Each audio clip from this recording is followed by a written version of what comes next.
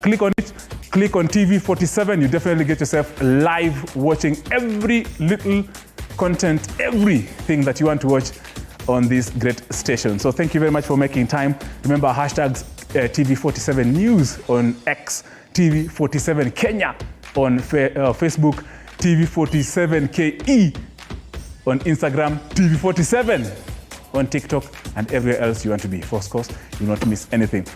Now, for those who like going to Naivasha, whether to do good manners or bad manners, or to watch sporting action, I have the event director who will be with us here later on to explain to us why you should not be carrying your bad habits to Naivasha. But however, they have everything set for you. That, of course, we'll be hearing later on in our program.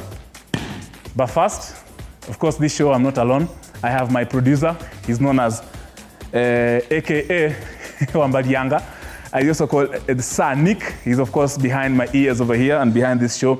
He's supposed to give us the question of the day. I want us, of course, to know that this show is about you. We want you to participate on this show. In fact, Sir Nick, the producer, has told me that he has a prize for you if you go on WhatsApp and give us an answer through recording yourself with your phone and sending it on WhatsApp. Ebu imagine Sir Nick amekuja na mazuri, na amekuja ako psyched up kabisa, and also you can call us. This is the question of the day. It is the easiest question you can ever have in this town. We're asking you, this human being that is hidden, he is a motorsport superstar. The one with a ponytail. Celine, ponytail. Yeah, the one with a ponytail. The one that is hidden by this other young gentleman. Who is this hidden motorsport superstar? The WhatsApp number is there, 0793267279. Send us a video of yourself, wherever you are, a nice video. Tell us your name, of course, where you're watching from, and the answer, and you stand yourself chance of winning 1,000. Wacha nitoe pesa. Producer, ulikuwa unafikia sina do, kona do. 1,000 Kenya shillings for you for answering this very simple question. I have this 1,000 I'm giving away. In fact, last weekend's show, Bill won 500. Then there was another person called, I think, Gitonga, also won 500. Bill, ukuje do yako, uniongeleshe kwa mtandao. This I'm giving away. Actually, it's 2,000 Kenya shillings. So get there, get on WhatsApp, get on calling, get on SMS. Nafaa niende introduce my guest wangu. Hey! And of course, the curious ako pale, anaweka ngoma behind the scenes. And of course, I'm not doing this show alone. I have my very greatest friends that I've always come with them from a very long time. Musiniulize kwa nini nasema very long time. But of course, I have my very good friend. I will start with the ladies first because it's very important. If you don't do that, I might not get supper tonight. The lovely Waithira Celine. Thank you very much for coming. Celine is, of course, a top football sports analyst in the country. And we are happy that she's here. She has been with us almost from day one of this show. Yes, so she's actually the owner. So wherever there's a lady, just know the men there are just temporary, wanatembea wanadoea tu. So mwenye nyumba ni Celine. So of course, Celine, thank you very much for making time. She's also a very staunch supporter of Tusker FC, one of the FKF Premier League teams. Then on my immediate left is my very long-time friend. We've worked with him. He's a sports journalist in the country. A big one, a fan of Zesco from Zambia. Dantos Sibola mwenyewe. Dantos Sibola is, of course, also a business entrepreneur. He is a big supporter of Ingwe by default, by birth. And also, he is a sports analyst in the country and a football supporter and a football stakeholder. Karibuni sana, ladies and gentlemen. I know right now we're supposed to be having Miss Kuria and Irungu. That is, Irungu, they called him, I think it's called Jimmy or somebody. I understand they are at Police Circle Stadium, watching the crucial, critical game, 3,000 shillings per seat match. VVIP at the Police Circle Stadium in South Sea. That game should be, actually should be going on right now as we speak. It's a big game. One of those games that people say that they will actually determine how the season will be. So we'll be talking to Irungu later on. My producer, of course, will be bringing them. But of course, gentlemen, karibuni sana. Wacha tu tukimbie tu kidogo. This game, let's just talk about this game. I know you've talked about Dantos and Celine. You've had all the stories that are happening about Police Sacco and them limiting the number of fans that are going to see the game that is currently going on at Police Sacco Stadium to 3,000 for VVIP, 2,000 for VIP, and 1,500. That is 10 times the normal money you'll pay for Russia. Yani umeenda kusimama kwa fence, unachajiwa 1,500. Yes. Celine, ulisikia wapi? Hey, kwanza. Story gani hiyo? Yeah, I've never had that story. I've never, even myself, I've never heard them charging 3,000. Acha 3,000, 1,500. 1,500. I saw people were going crazy pale Twitter ati, oh, we cannot pay 1,500 kukalia simiti, of which I agree. Yep. Yeah, but honestly, the game before was supposed to be at Nyayo Stadium. Wangeacha tu ibaki Nyayo. And then you know, yeah, you know the rowdy fans were Gor Mahia. Obviously, I don't know, maybe leo wako kama hawata cause chaos, but I've checked the scoreline. Gor wameongoza already, but 1,500 hadi mimi mwenyewe nilishindwa kulipa hiyo. It's very difficult. I mean, where and we talked to the CEO, Dantos, the CEO of Police FC, Chris Onguso, and he talked to us and told us the reason why they're doing that is because, one, there is a television station showing the game. Two, because the stadium is small. When did this happen? Kwani, is it because they are police people? What is it, Dante? What do you, in your own, analysis of the whole situation? Okay, first of all, I thought maybe it was a joke. I thought it was a joke. But pia tena nikaona it's a good thing, set standard, and a set standard. And I think for me, ukiduliza, that's the way tunafaa tuende as football. Kwa sababu kama unawe ni fan of football, hata football iko pesa ngapi, lazima tutalipa. Kama ni kuset standard well and good, lakini kama hizo reason ametupatia, I think hizo si reasons anaweza tupatia, those are not good reasons. Because number one, me nilidhani maybe anataka kutoa fans wa Gor kwa sababu wanakuanga wengi, wanataka kucheza like wako wengi wakiwanja ndio washinde hiyo game. Me, that was my thinking. But 1,500, then 2,000, then VVIP 3,000. Kwa Wajaluo ni pesa kidogo bwana. Hiyo ni pesa kidogo bwana. Money is not the problem. Money is not the problem. How to use it is the problem. But you know, we will, just as Selena told us, of course, that game is still currently going on. Gor Mahia, the leaders of the FKF Premier League, are still on top, in this game that is ongoing. I hope my producer, of course, has we shall be trying to reach Irungu Gitau, who is at the Police Sacco Stadium in South Sea in the capital, to tell us the situation on the ground, whether there are many fans or how the situation. So we'll be able to get to that a bit later on this particular show.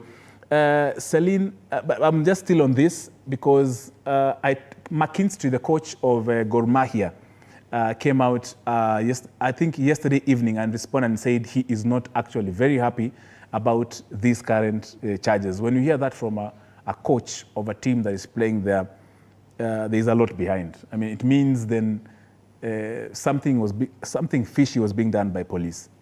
Yeah, you know, in as much as we are saying watu wanafai watoke grau, this is like limiting the number of people when you watenda grau. You know, there is a point even watu walikuwa wanasema the game should be free, but again, we should support the team, and us going to watch football is what we can support the team as fans. But I feel like, police pale walifanya, but why put such a game in Police Sacco first and foremost? We know Gor is one of the team when you have the biggest fan base here. Your game haikuwa inafaa kwa Police Sacco, but all in all, I don't know. Maybe unajua ule coach wa Morocco alisakiwa, wa Tanzania alisakiwa juu ya kuongea, acha nisiongee. Tunasema maybe tuseme hiyo coach amegundua, coach wa Kenya Police maybe aligundua maybe Gor unacheza na fans pia, so today wacha tuone vile watacheza without fans. Without fans. Yes.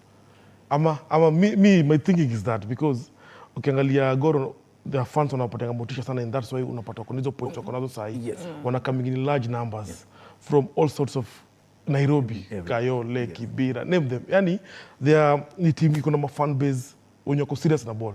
Putting 1,500 maybe it's wameenda a bit so far, but as a football we need to think that way, in that line. Ndio sasa boli yetu sasa iko inafunguka. Bude economy ni mbaya Dantos bwana. Unajua hata nikwambie kwa London kama a musician anaweza kuja hapa Kenya, a musician from another country, alafu regular ticket kitu kama 2,000. Mbona ndo slipe kuna ball? but we angalia wale wa piano na wale wanaenda kuona ball. Watu wa mapiano utawapata polisi sako stage. Unajua mapiano ni entertainment ya msee mwingine, ball ni entertainment ya msee mwingine. Budget ni wapi? Ama wangeanza kidogo hivyo ndo mnasema.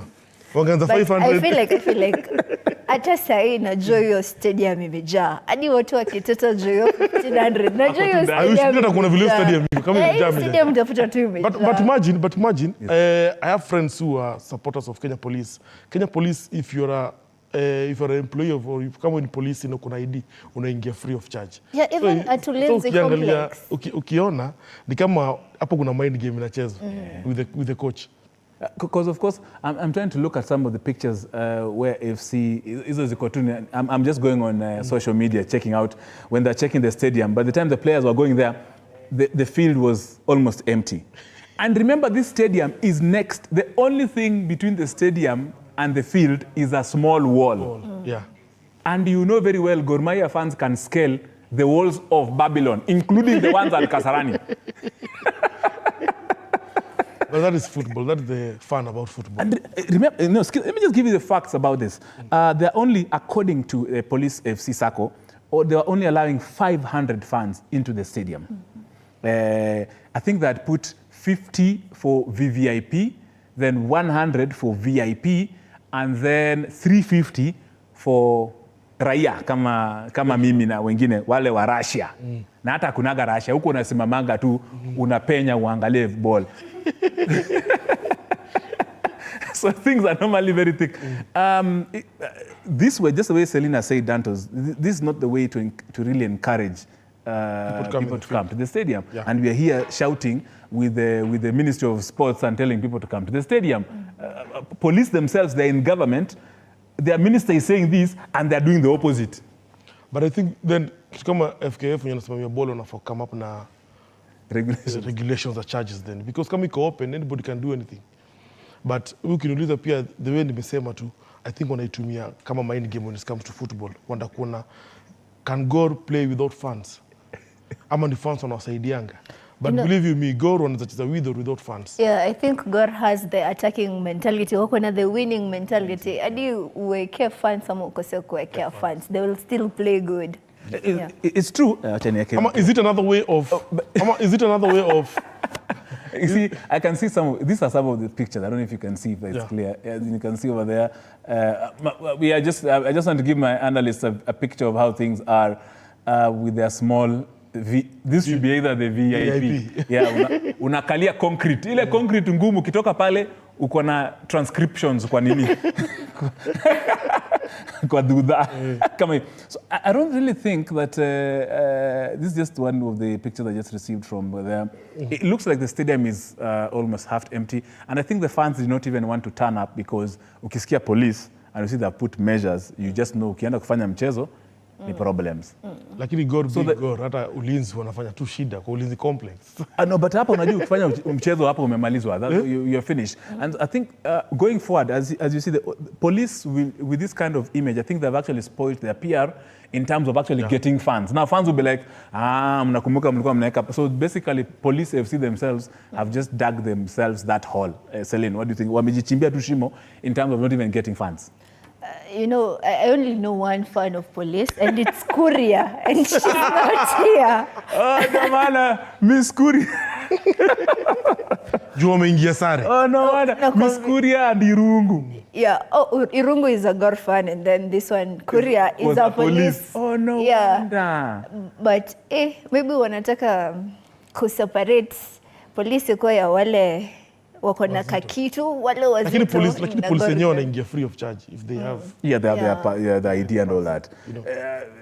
But now, how many police officers are even on duty to go watch that game? We imagine mdosi wako sergeant at arms akuone ati unashangilia ati go AFC ati pale police yako. Hivyo tunaenda home. So of course, as the game is kind of going on, I'm getting at it's 1-0 already.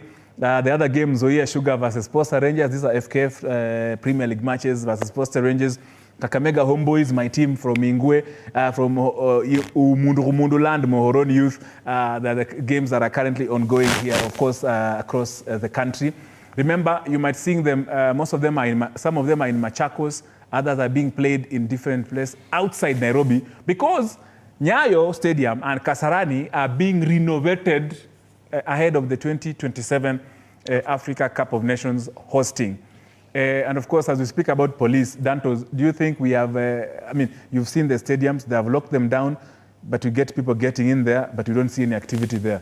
The CS was at Kasarani on Wednesday last week, inspecting, nikaona tu ni mchangarao, wanini wanafanya kila kitu. Compare it with Cote d'Ivoire. I think, first of all, let me just take congratulations to Cote d'Ivoire.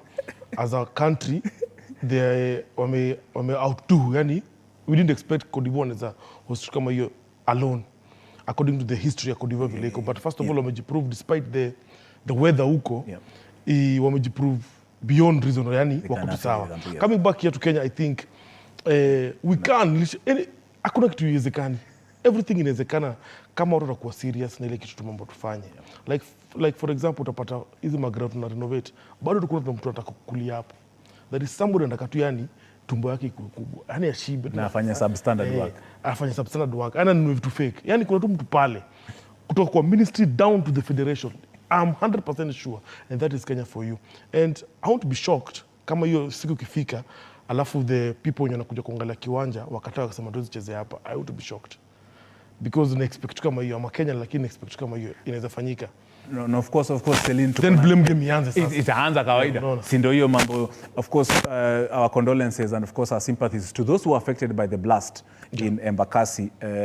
However, you've seen the sequence of events after that blast. Now everybody's blaming everybody that this person was not given a license, but things went on. Now the same thing that we tie down now to how we are constructing our pitches and everything, our standards, our construction of facilities in the country, the same way it will happen. And of course, Celine, you've seen we are hosting this year later on the CHAN, the African Nations Championships competition. Kenya, Tanzania and Uganda, if I'm not wrong, are hosting that competition. Niliona Buhungu Stadium. Liona tu venye vitu ziko, referring to the same thing that we're being said. Somebody wants to eat from that, and that's the only thing that will eat us to the point that we'll not be able to host this competition. Celine. You know, I was looking at the three countries that are hosting AFCON 2027. That is Uganda, Tanzania, and Kenya.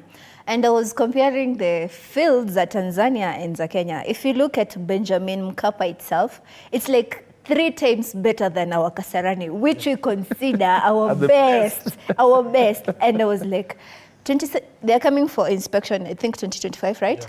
And I feel like if they don't put work, manze tutanyang'anywa the opportunity. Yeah, I feel like they should put work. And then Buhungu Stadium, it's the home ground of Kakamega Homeboyz, right? Yes.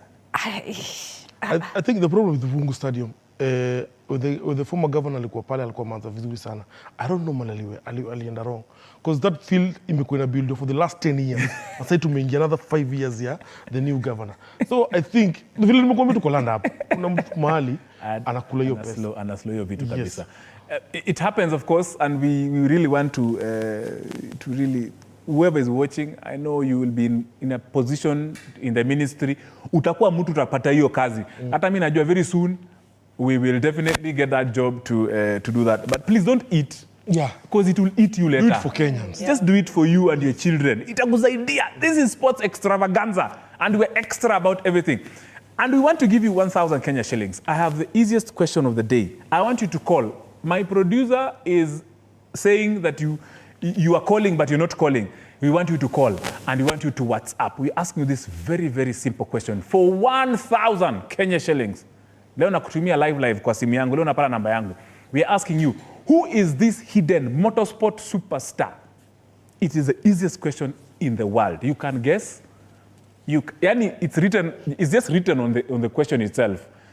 So of course, that's the WhatsApp number you can see over there, 0793267279. That is WhatsApp. Send us a video of yourself with an answer, answering that question, starting with the word extravaganza, your name, where you're watching this show from, and the answer. And I'm giving you 1,000 ya cabbage. Najua ushalipwa, but hii unaweza tumia kwenda kununua tokens za stima juu zimepanda. So of course, give us a WhatsApp. You can also call us. I think producer pia nafaa tupatie numbers ziko, lakini hiyo ndio WhatsApp 0793267279. WhatsApp. for 1,000 Kenya shillings. Now 0785 0795 045 864. That's the number, of course, you can call us. Imewekwa hapo. Ndio hiyo 0795 045 4864. Ndio hiyo number 0795 045 864. Call us in live for a chance to win yourself 1,000 Kenya shillings. Now, Leo, I will not be asking the hard questions because most of you say, Tony, you ask us very hard questions after you answer the question. I will let Celine ask you the questions, the easier questions. I'll ask Dantos to ask the ladies. I'll ask Celine to ask the men. So unaona vile tumebalance question na tunasonga mbele. Of course, that's how we do it here on Sports Extravaganza. Later on this show, I have, of course, we'll be showing you some of the things. I hope I can be able to get my good friend Colin Sokinyo, who is in Cote d'Ivoire, ahead of the next quarterfinal matches that will be played tonight. However, that's the question of the day. Remember, the WhatsApp number is right there on your screen, 0793267279. And also our call number iko kwa screen yako, utaiona pale, they're scrolling below your screen. So call. WhatsApp. Ya kucall ni 0795 045 864. That's the number you can call in. Anza kupiga simu saa hii. Ithao, I want you to go into this 1 hour. Ndio uendelee hivyo. DJ, of course, atakuwa tuwekea ngoma. DJ Curious ako pale. DJ Curious amesema atatafuta song ya Celine. Celine likes Firirinda. We are sorry we didn't get it last time because we were busy here dancing, playing and answering your calls. So today, finally, we'll be giving our lady of the day, Celine, because nani wameshindikana huko nje ati wana watch game ya Gor. Shauri yenu mtanuka moshi na jasho. So we'll be playing Firirinda later on in this show, but DJ, of course, Curious is in the house. We shall be going there in a bit. However, ama tupige ngoma kwanza. Kuna okay, nasikia kuna simu. Habari yako? Nzuri sana, mimi ndo Crispus. What? Crispus. Christoph. Crispus. Unapiga simu kutoka wapi? Mbona hujasema hata Sports Extravaganza? Sports Extravaganza. Napiga simu kutoka Bahati. Pull up DJ, pull up. Rudia, anza tena vizuri. Sports Extravaganza. Naitwa Crispus. Yes sir. Napiga simu kutoka Bahati. Bahati ya wapi, Nakuru ama Nairobi? Nairobi. Yes, haya. Niambie jibu ya swali yangu ni gani? Mja waficho hapo ni Lewis Hamilton. Nani? Lewis Hamilton. Na atahama Mercedes kwenda Ferrari 2025. Buda umekram. Kwanza nilikuwa nimeandika kwa notebook. Sina ubaya. Sasa nikuulize ndugu yangu umesema Crispus, right? Unataka nani akuulize swali, Celine ama Dantos? Celine. But before Celine akuulize swali, nataka mimi nikuulize. Mimi ndio mwenye show, lazima nikuulize bana. Mimi ndio mzee wa boma. Sawa. Niko na swali moja. Hamilton ameshinda titles ngapi? Noma. I think ni 7. You think? I think ni 7. You think? 7. Na ni mwaka gani alishinda back to back titles 4? From which year to which year? 1, 2, 3. Wewe. Haya. Ni Kemani. Haya. Sasa Celine nataka kuuliza swali. Sawa.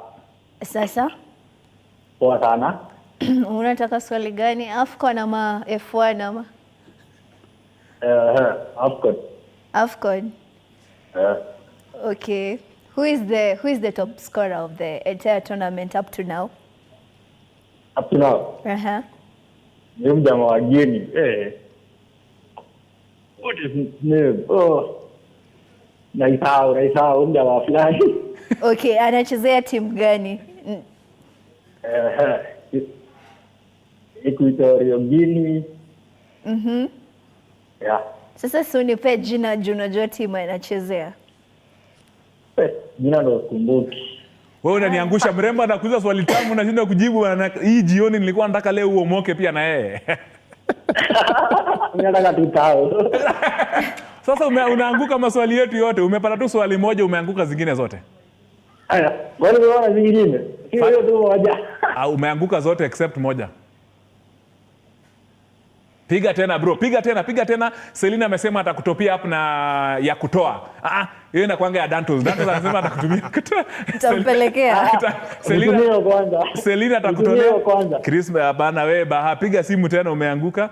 But of course right now I understand WhatsApp's messages and videos are coming through, and of course right now we'll take an opportunity to listen to some of your feedback that are coming in that are answering the question of the day. Answer to the question is Lewis Hamilton. Hello guys, naitwa Morris na naenjoy show nikiwa upande wa Kitengela, na kwa hilo swali nasema the man ni Lewis Hamilton. Yeye mwenyewe endesha na kampuni ya the Ferraris, the F1s. My name is Geoffrey Maura, aka Jeff. I'm watching from Kaole Junction, and he's called Lewis Hamilton. The MotoGP is Lewis Hamilton. MotoGP is Lewis Hamilton. Hi TV47. I'm Francis from Lakisoro, Nairobi. I'm following your program from Nairobi, of course, as said earlier. Concerning your question, the hidden sportsman, in my view, is Lewis. The world motorsport superstar is Lewis Hamilton. Thank you.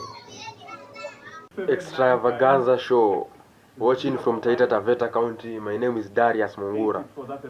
The answer is Lewis Hamilton. Yeah, the motorist. And please give me the money. I'm watching live here.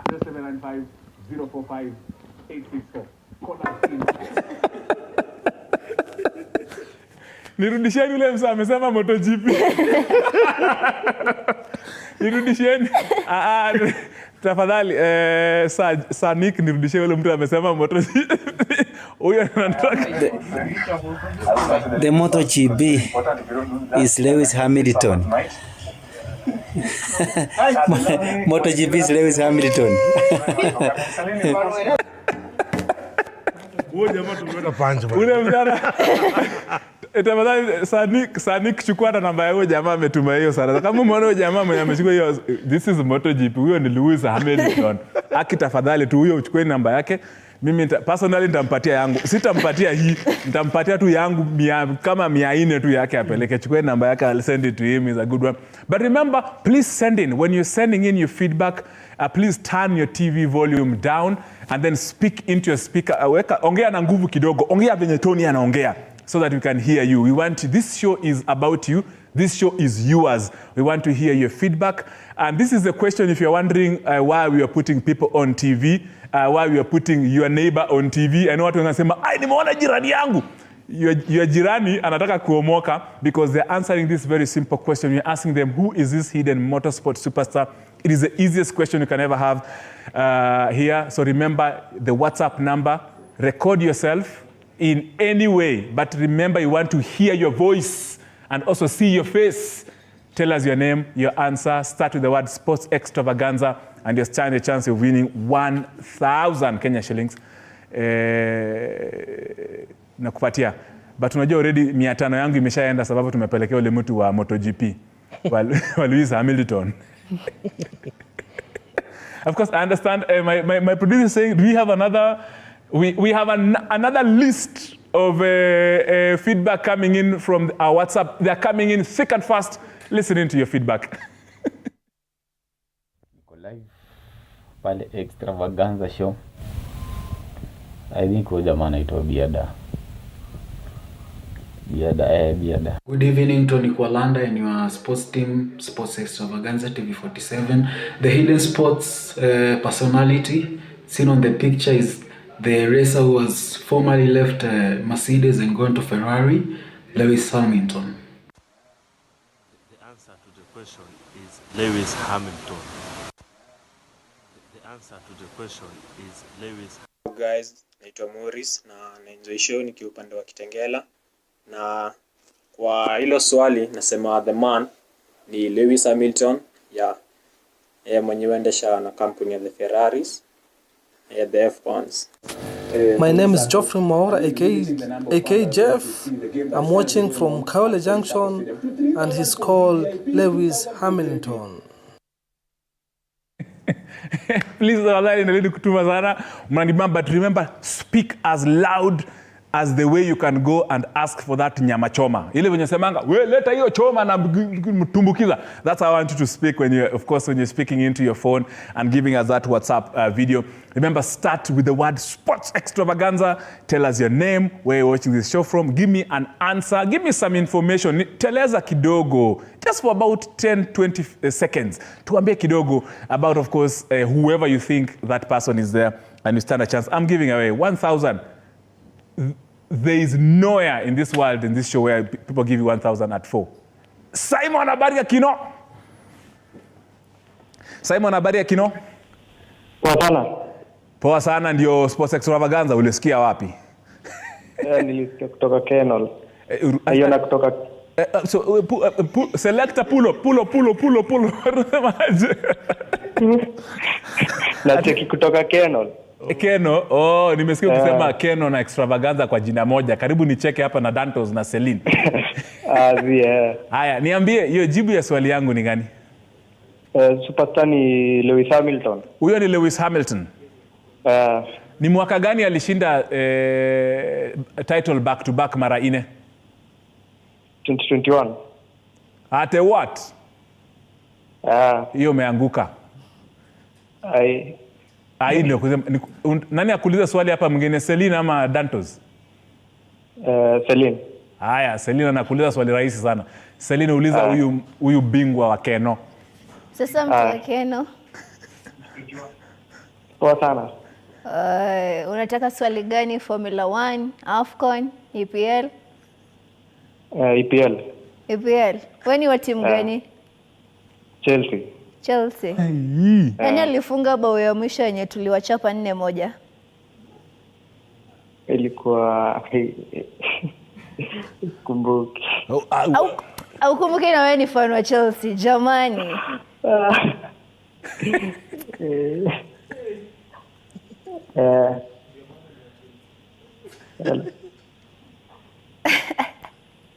Umeshindwa. Google. Wewe una Google, tunakushika wewe. Hata tumekuona, tumetuma madrones zimekuja hapo, una Google. We will not allow you to Google. Najua uko na bundles mingi sana. but piga tena simu. Keno, watu wa Keno, thank you very much. Nilipita huko juzi nikienda kuwatch games za Mwea huko Super Cup, zilikuwa Wainguru Stadium. Mbona hamtaki Dantos aulize maswali?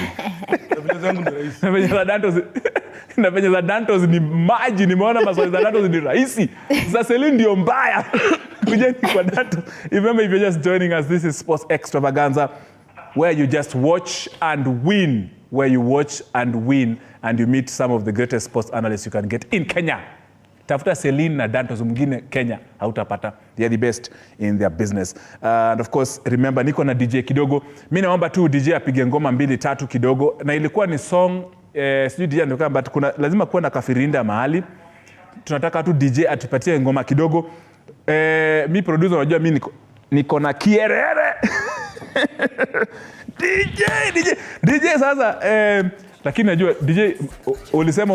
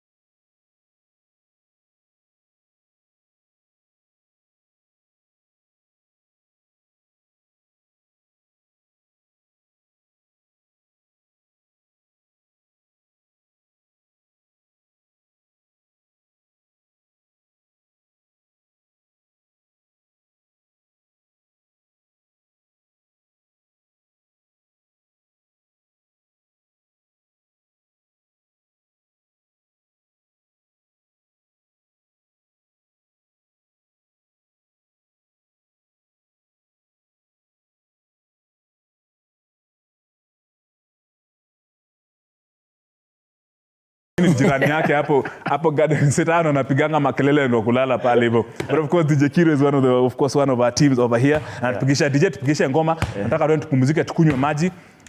Dantos unasikia anataka ku relax. And of course no anakuja si nataka wapepete. Si ashuke ateremke. Wewe shuka uteremke upige mpira yako hapo. Wewe pia uteremke hapo. Dantos ni mtu wa Cameroon. Celine ni mtu ya mafuko bombas ya TP Mazembe.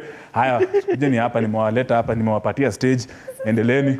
Tuweke DJ anatuwekea ngoma. Sisi sasa tunaenda break, but remember we have that question of the day. We want you to win. We want you to text us. Remember, take a video of yourself giving us the answer, telling us your name, Sports Extravaganza, where you're watching this show. And of course utapata chance ya kushinda. Na niko na producer munoma sana, munoma. DJ tunakungoja ngoma utupatie, sisi tumeenda. DJ sisi tumeenda. Na nasikia wale wase wa polisi hako wamefika.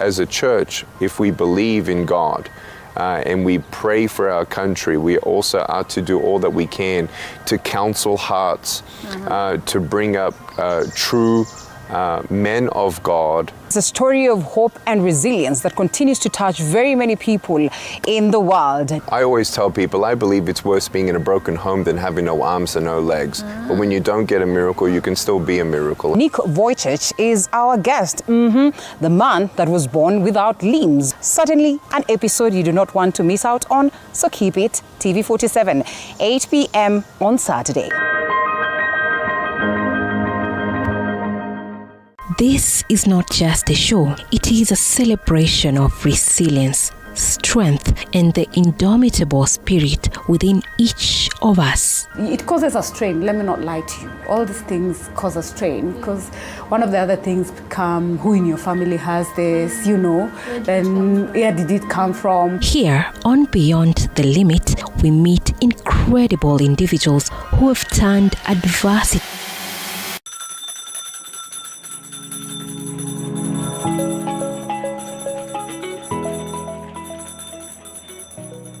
Wanasema wasemao kuwa elimu ni bahari haishi kwa kuchotwa.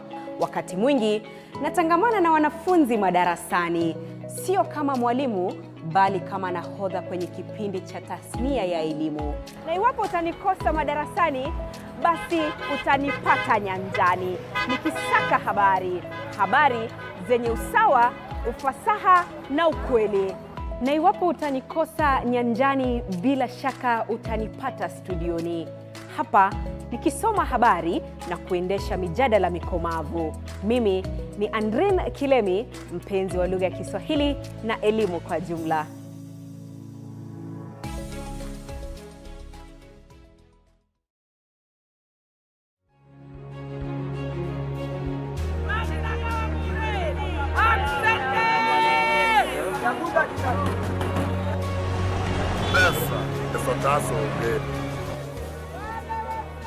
They say money makes the world go round.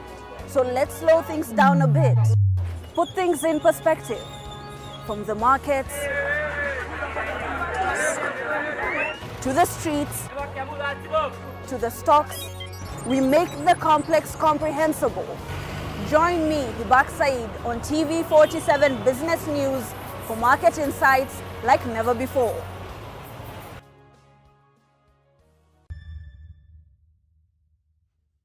The news that matters the most is the one that hits close to home. When disasters strike, we are there to inform you. When the bullets are flying, we tell you who's shooting and why. Reporting on your victories, your health, your money, your security, your past, present, and future. We are interested in telling the stories of creativity, hard work, and resilience that you are known for. That is our job. This is my job. My name is Victor Muyakane, and it's my honor to bring you this news this way every Thursday night on the home of Untold Stories.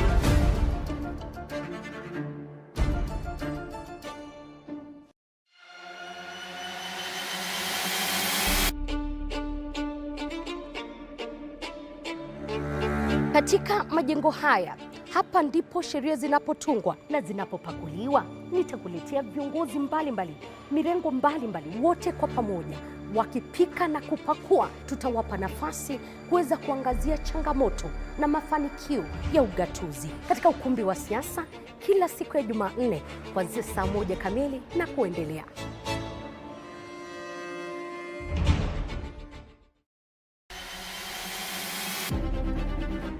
Toka eneo hili la Naivasha kwenye kaunti 032, gatuzi la Nakuru. Kutoka kaunti ya Elgeyo Marakwet, kaunti 028. Nikiripotia runinga ya TV47 kutoka kaunti ya Wajir. Nikiripotia TV47 kutoka kaunti ya Turukana. Kwa matukio yote yanayojiri katika kaunti hii 012. Kutoka kaunti nambari 1, kaunti ya Mombasa. Nikiripotia TV47 kutoka kaunti ya Lamu. Nikiripotia TV47 kutoka Kisii County. Nikiripotia TV47 kutoka kaunti ya Machakos. Kutoka kaunti hii ya Trans Nzoia. Kaunti 038. Kutoka gatuzi nambari 029, kaunti ya Nandi, chemichemi ya mabingwa. Nikiripotia TV47 kutoka kaunti ya Kakamega. Itakuwa nikiripotia runinga ya TV47 kutoka kaunti ya Bungoma. Jina langu ni Paula Munio. Willy Dennis Jiru. Fabian Kibet. Mimi ni Hashim Jimal. Mimi ni Kitio Mika Masai. John wa kupanda na kushuka kwenye technical area bench and Tony kwa Landa. Mimi ni Kombo. Tumepata mrembo ambaye amepanda na kushuka kwa slabs za Police Sacco Stadium, and she's a very staunch supporter of Police Sacco FC, Police FC that of course at PSG. Sasa sikia huyu na kierere yake. Police Saint-Germain. Yeah, exactly. Police Saint-Germain. Na jana PSG waliponea sana huko France 2-1 against Strasbourg in the top flight league in the French league. Jumni mnajiita PSG. Sasa wameequalize ala? Wameequalize already. The game is currently in the second half. That's Police Sacco versus Gor Mahia. But of course, as we are here we have feedback coming through from our question of the day. We are giving away 1,000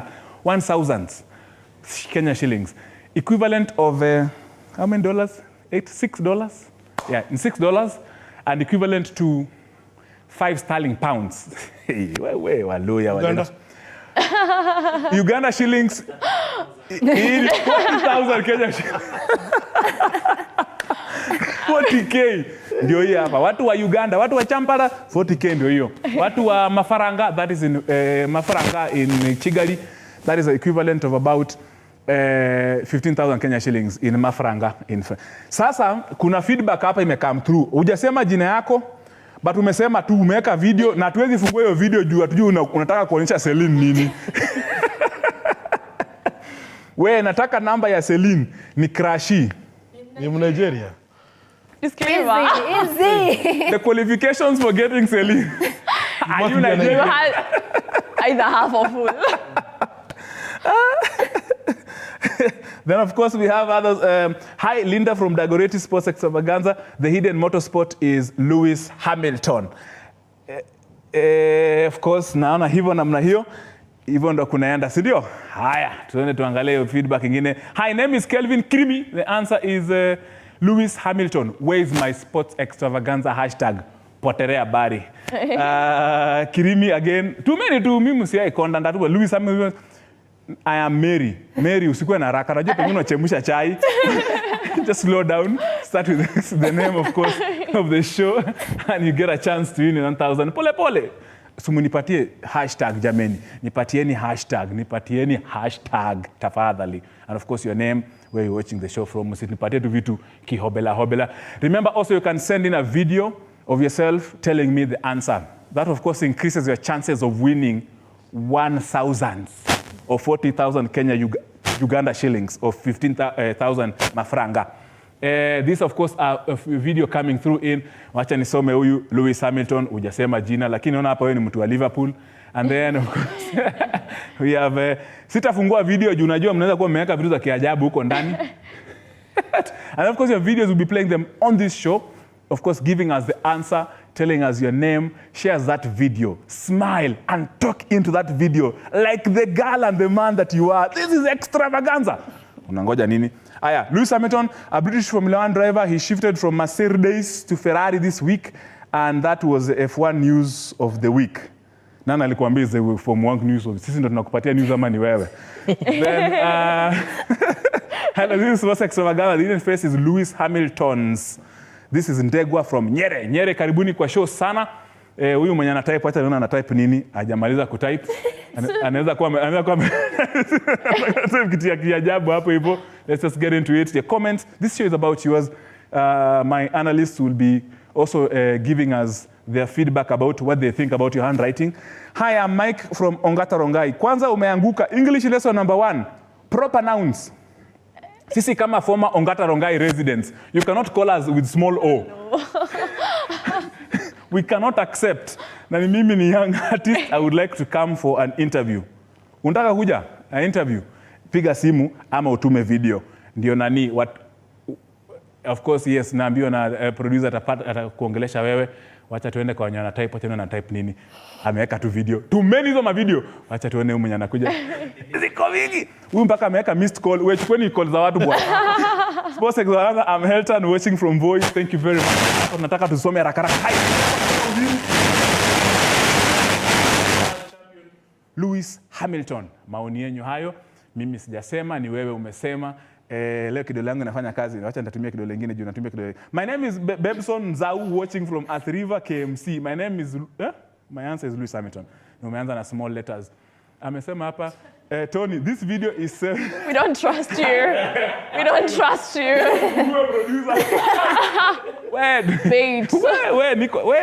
Kuna mshahara na ngoja bwana we.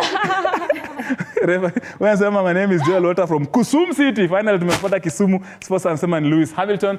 Huyu anasema kwanza Stanley from Asego City. Anasema Lewis Hamilton. Yani you've called it like an Asego person you are. Muone Lewis, ona hivi nyaandika Lewis Hamilton. Wewe ulienda group of David Lewis. Alafu ametuma, of course. Remember, the reason as to why you're seeing us giving you this feedback is because of this question. We want you to send in a video. We want you to send in a WhatsApp video giving us an answer to this particular question. And first of all, as you do that video, give us, the hashtag of the show, Sports Extravaganza. Tell us your name, where you're watching this particular show from. Give us the answer. Smile to that camera. Give it that volume. Then send it on WhatsApp. And you definitely get your chance of winning 1,000 Kenya shillings. Higher. Now let's take a look at all the videos you've shared with us. Hi, naitwa Samuel Thiriko. Hiyo picha ni Lewis Hamilton akiwa na Nicholas brother yake. Picha anakuwa na cerebral palsy. Hiyo picha alimake dream ya brother yake come true. Alipokuwa kuendesha Mercedes simulator. Hashtag extravaganza. The answer is Lewis Hamilton. Thank you. Good evening, Sports Extravaganza. It's Lewis Hamilton, and I have a favor, man. Nataka kuongea na Selim. Yeah. I'm interested in selling, not the question. Not the... Hello Tony. Huyo msee wa motorsport Formula 1 ni Lewis Hamilton, French International. Ule msee amehamia Ferrari. Watching live from Kahawa Barracks. Show iko fiti. Keep up. Hello Extravaganza, watching live from Uganda. Hi, Sports Extravaganza. Bridget here from Moya with my little one. The hidden superstar is Lewis Hamilton, who is currently leaving Ferrari to join Mercedes in the coming season, and he will also be replacing Sainz. And Sports Extravaganza. The answer to the question is Lewis Hamilton. Yeah.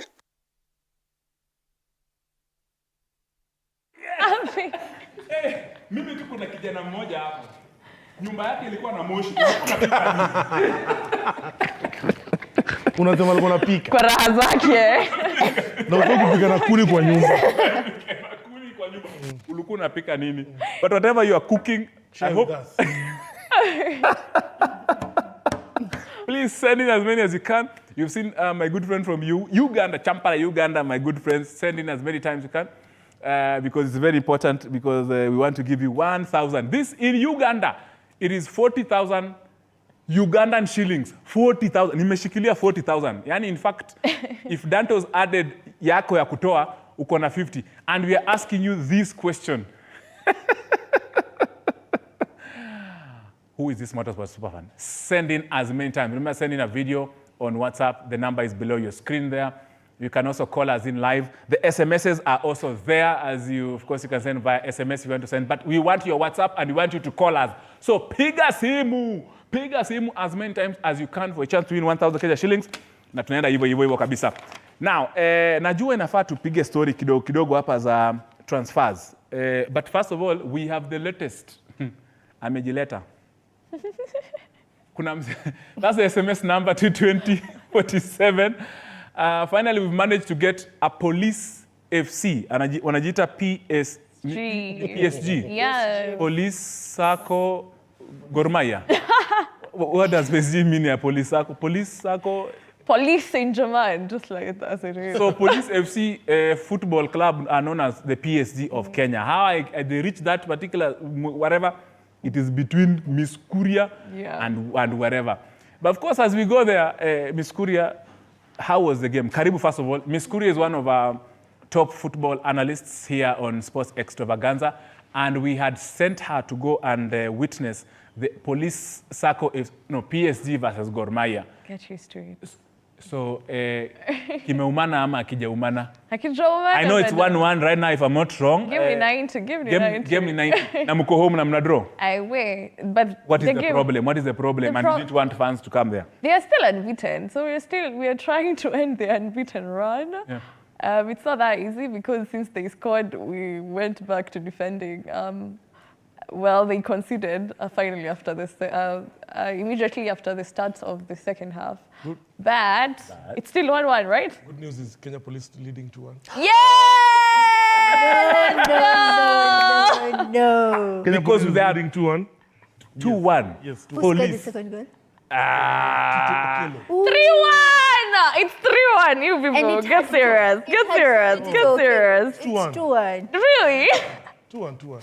Okay, 2-1. That's good enough. Oh, AMG. Don't tell me Police is going to end the unbeaten round. I told Shakespeare. You've lost Bidco. Relax. Paka is Sofapaka wameshinda half time. KCB 0, Sofapaka 1. Oh. Yes. Bidco 1, Tusker 0. Did you get that news? I saw. I knew by KCB selling most of their players, it's going to affect them. You see, now they've even been beaten by Sofapaka. That's serious. Yeah. Then Posta Rangers is leading 1-0 against Nzoia. Sofapaka are rebuilding. You know, I have an issue with Nzoia Sugar. Last season they were doing so well. Very well, and this season they're actually last bottom in that table. So tumeona, what do we call it, strategy ya Kenya Police. Gor kucheza bila fans, kumbe wanaweza shindwa. Yeah. Hiyo ni strategy. So next match Shida ni fans.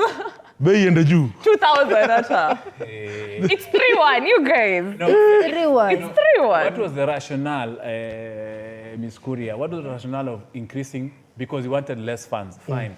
Fine. Mind games for Gor Mahia. Fine. But you're killing football. Just as a fan, I know you're not the management of police. No, sure. You're not but you are in the kitchen cabinet of the fans. Well, I was also shocked, just like everyone else. And I am against it because as much as we say, wacha tujaze study, we cannot just study and you're telling me to pay 1,500. That's just entrance. There's no fare, there's no lunch, there's no drink. Hakuna ile mkombe royal. Selina mwana tu mkombe. Mkombe peke yake. Na simsim. But you're killing local football. Like the way it was better because the number of fans was going up. But now I'd get there are no fans there. I mean there are those ones with tags, most of them, and then Azam, and then a few police fans. So there are very few. So and police have just put themselves in a very bad situation. They've set a very bad example because now everybody else, in my own opinion, will go their way. And that's the only way people will be like, fine, it's okay, I can go watch Lewis Hamilton. I don't think so, because there's no way you can tell fans, come to the field, and then on the other end, you're not doing your part, yeah? Yeah, very true. I mean, no, they shouldn't. If your team is wise enough, they shouldn't do the same. Yeah. I mean, there was a day they were double headers there at Police Circle. We had Kariobangi Sharks playing Moraga Seals, and then Tusker was playing KCB. And people were paying nothing. And let me tell you, it was full. It was full. Like everybody went to the game. I think that's what they should do. And then after like maybe 2 seasons, penye wameona fans wameanza kujitokeza, now maybe they can increase from 200 to 500. They go that way. But kutoka 200 hadi 1,500. Unaona vile players hadi unga ipandangi hivyo. No, you see, it's the only thing that I know has saved police PSG and their small perimeter fences is because of their guns. Personally, I can just scale that wall along Mombasa Road. I can actually scale. In fact, if I just stand like this and if I'm heavy, I'll be watching the game from that wall that is on Mombasa Road. Ni venye tu mafans wa Gor Mahia have been very polite and they just don't want problems. Yeah, that was on top of problems, because they were really losing. Bei ya unga imeshuka, so people's energy levels are down. Do you think pia wanaweza kuwa provokiwa fans? Something is boiling. Then it's soon going to still what exactly. I'm very surprised. I've not seen any demonstrations in Nairobi of Gor Mahia fans, which means there's something boiling up. Yeah. But it's just police though. Anyway. But I think strategy police ilikuwa maybe kuwin game which they have won, but at least tomorrow they need to come up and tell us why. Why? Exactly. In details. Mbona waliweka 1,500? You can't just wake up and tell us this is the price, yo. Yeah. Because kama itaendelea hivyo vile tu nani amesema 1,500 and they end up winning. Alafu pia morale mafans itaenda chini. Yeah. And the goal was to reduce goal fans from going because they're so chaotic. They're chaotic. That was the obvious reason they didn't want fans. They limited to 500 fans. That was the limit there. However, they did a lot of injustice to their... Remember, I will not mention the betting company. We have our betting company. I will not mention betting company supporting Police Circle, but I can imagine the betting company supporting Police Circle wants the numbers of fans. The betting farm does not want 500 people. Chris Onguso.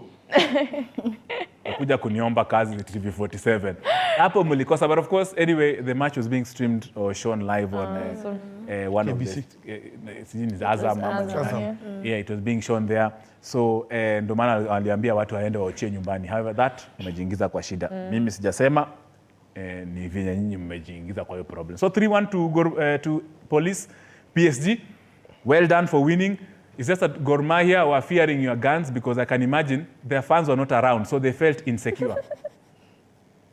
Celine, what are you thinking? You know, I'm actually angry that it had to be Police to end the unbeaten run of Gor Mahia. Up to now, I'm still not believing it, but it is what it is. Well, you failed. You failed.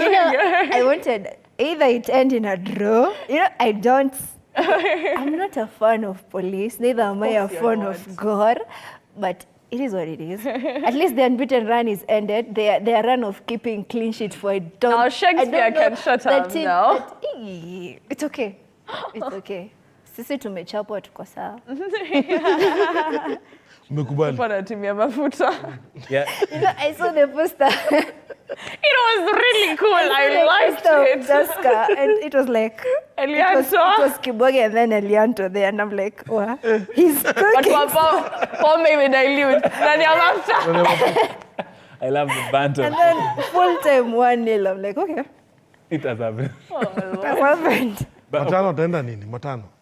You know, I was actually in the group, I was seeing people were blaming Matano. He chose the bad squad and all that stuff. And then watu wanasema ati, oh, it's because of traveling. Unajua, Tusker walitoa games zao Roraka wakapeleka Machakos zote home games. And then people were saying, oh, commuting inafanya players wakwe tired. You know, on Sunday, Monday, they were training hapo Machakos Stadium, hapo Kenyatta Stadium. And then they came back. And then people were saying that games zisipelekwa mbali. And that's where my points come in.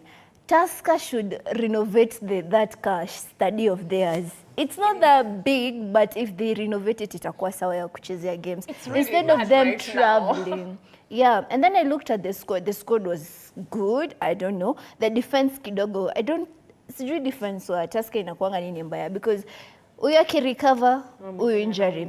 Sasa squad depth hakuna kabisa. Again, Asike today was playing like, I don't know. If I start complaining... No, you have the platform to complain. It's all right. Shout out to Juma and Apondo for getting the work done. Wow.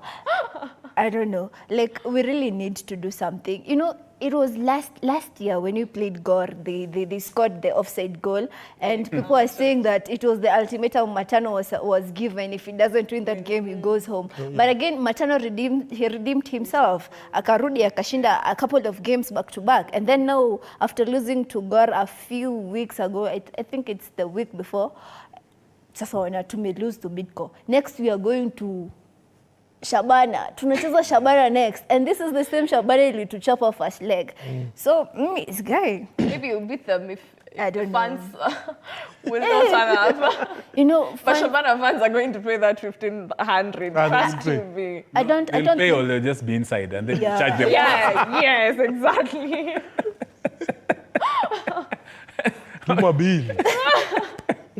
So whatever you are hearing from Celine is speaking from a very personal Tusker point of view because she has that in-depth information about Tusker. I was about to say Tusker. I come from Western. D and T is one word. Shivanga village. Come from Malashimalavanduko. But of course, she comes from that ecosystem of Tusker FC. That's why she's very passionate about it. Then, of course, police, PSG, wako hapa. Dantos, hatujamuguza sana because AFC... We're playing tomorrow against Kariobangi. Yeah, I'm going to witness. Tomorrow they have K-Sharks. We are in a winning spree. Yeah. And you have a new defender. We have a new defender. You know Sharks? Oh, the guy Please, if you're a K-Shark player, please watch out for your feet.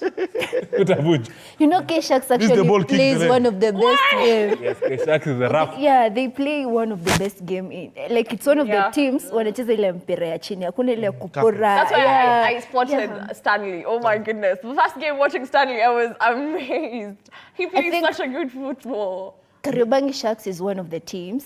Hazitaki kwenda huko chini na hazitaki kupanda juu. Zinataka zikae mid table, zisumbue zile ziko juu na chini. They play good football. Mimi sijui wanafai wadungwe shindano za winning mentality. The problem is they start performing and then like all the players get poached. By bigger clubs. Yeah, it's actually one of the team has produced best players. Vile tu Selina amesema, Kariobangi Sharks one of the teams wanacheza ile game ile ball tunataka kwa mtani ile carpet.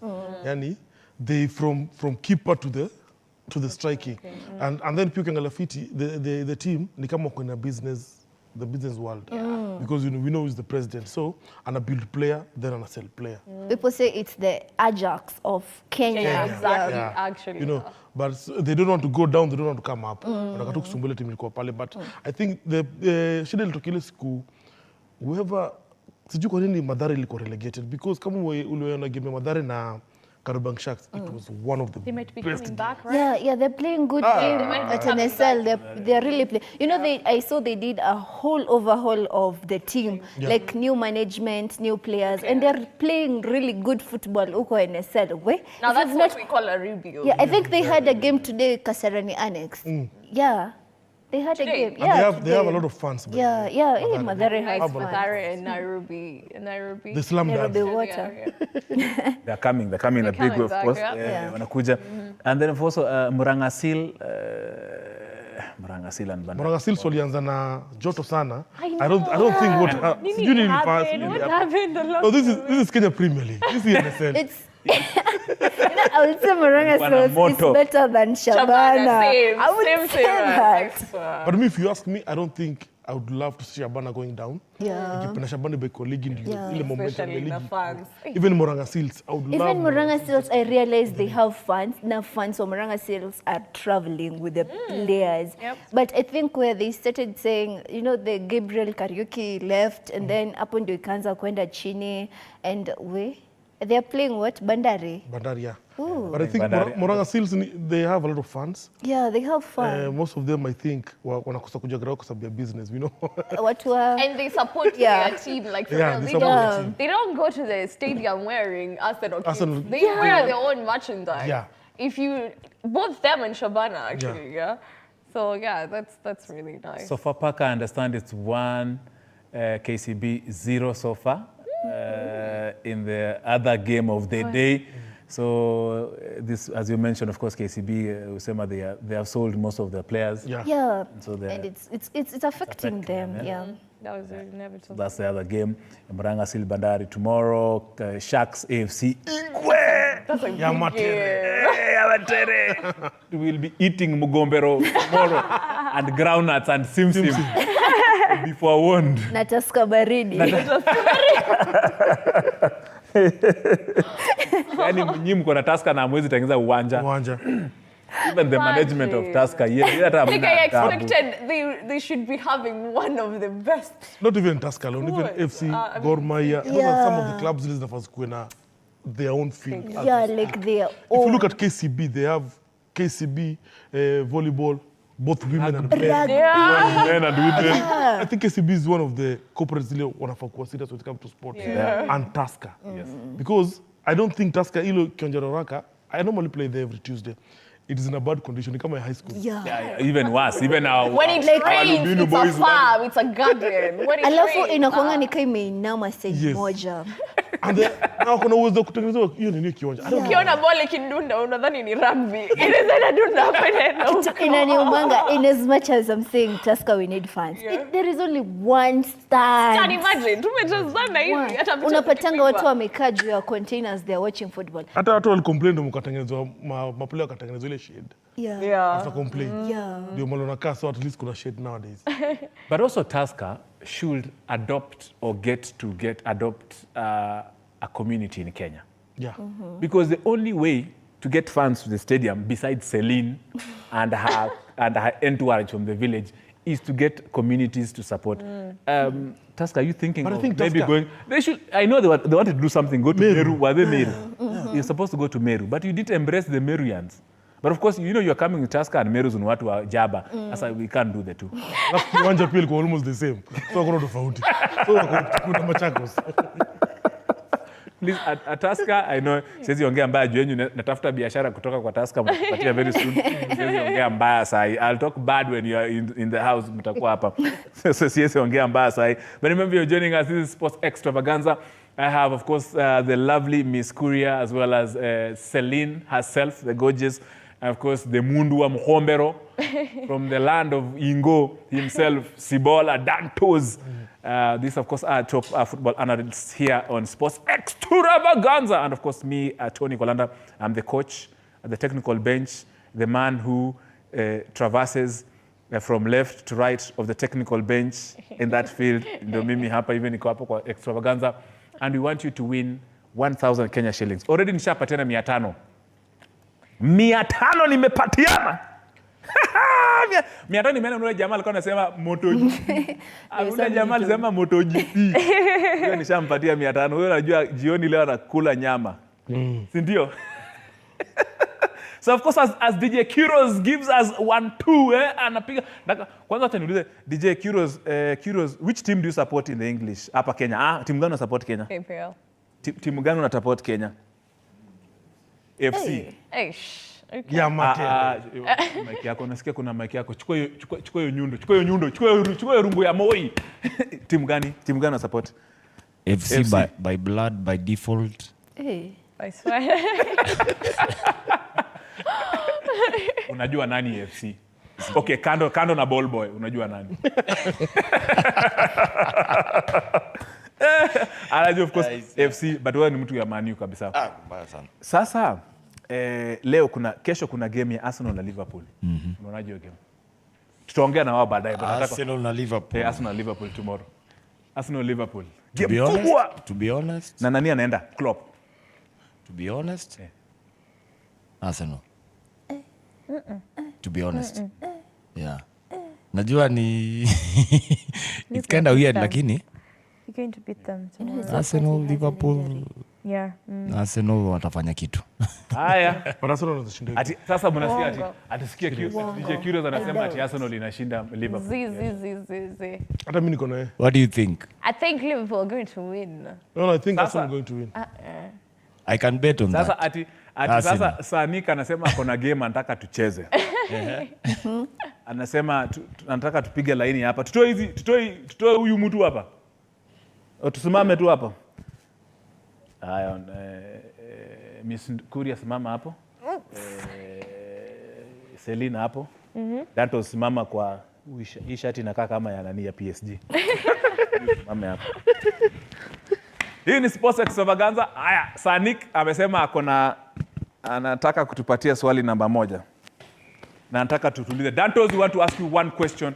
However, anaweza sema uongo ama ukweli, si ndio? Haya, question number 1. In 10 seconds.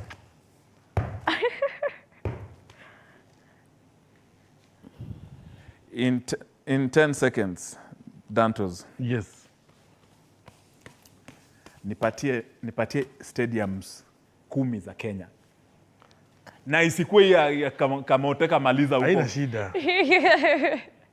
10, 5. Kasarani, Nyayo Stadium, Buhungu, Sudi Stadium biko nini? City Stadium, Police Stadium, Ulinzi Complex. 10 seconds gone.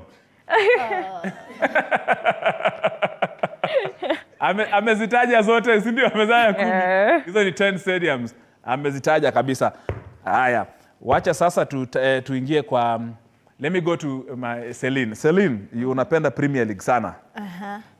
Name 10 stadiums zenye zinachezwa English Premier League. Starting now. Anfield, Emirates, Etihad.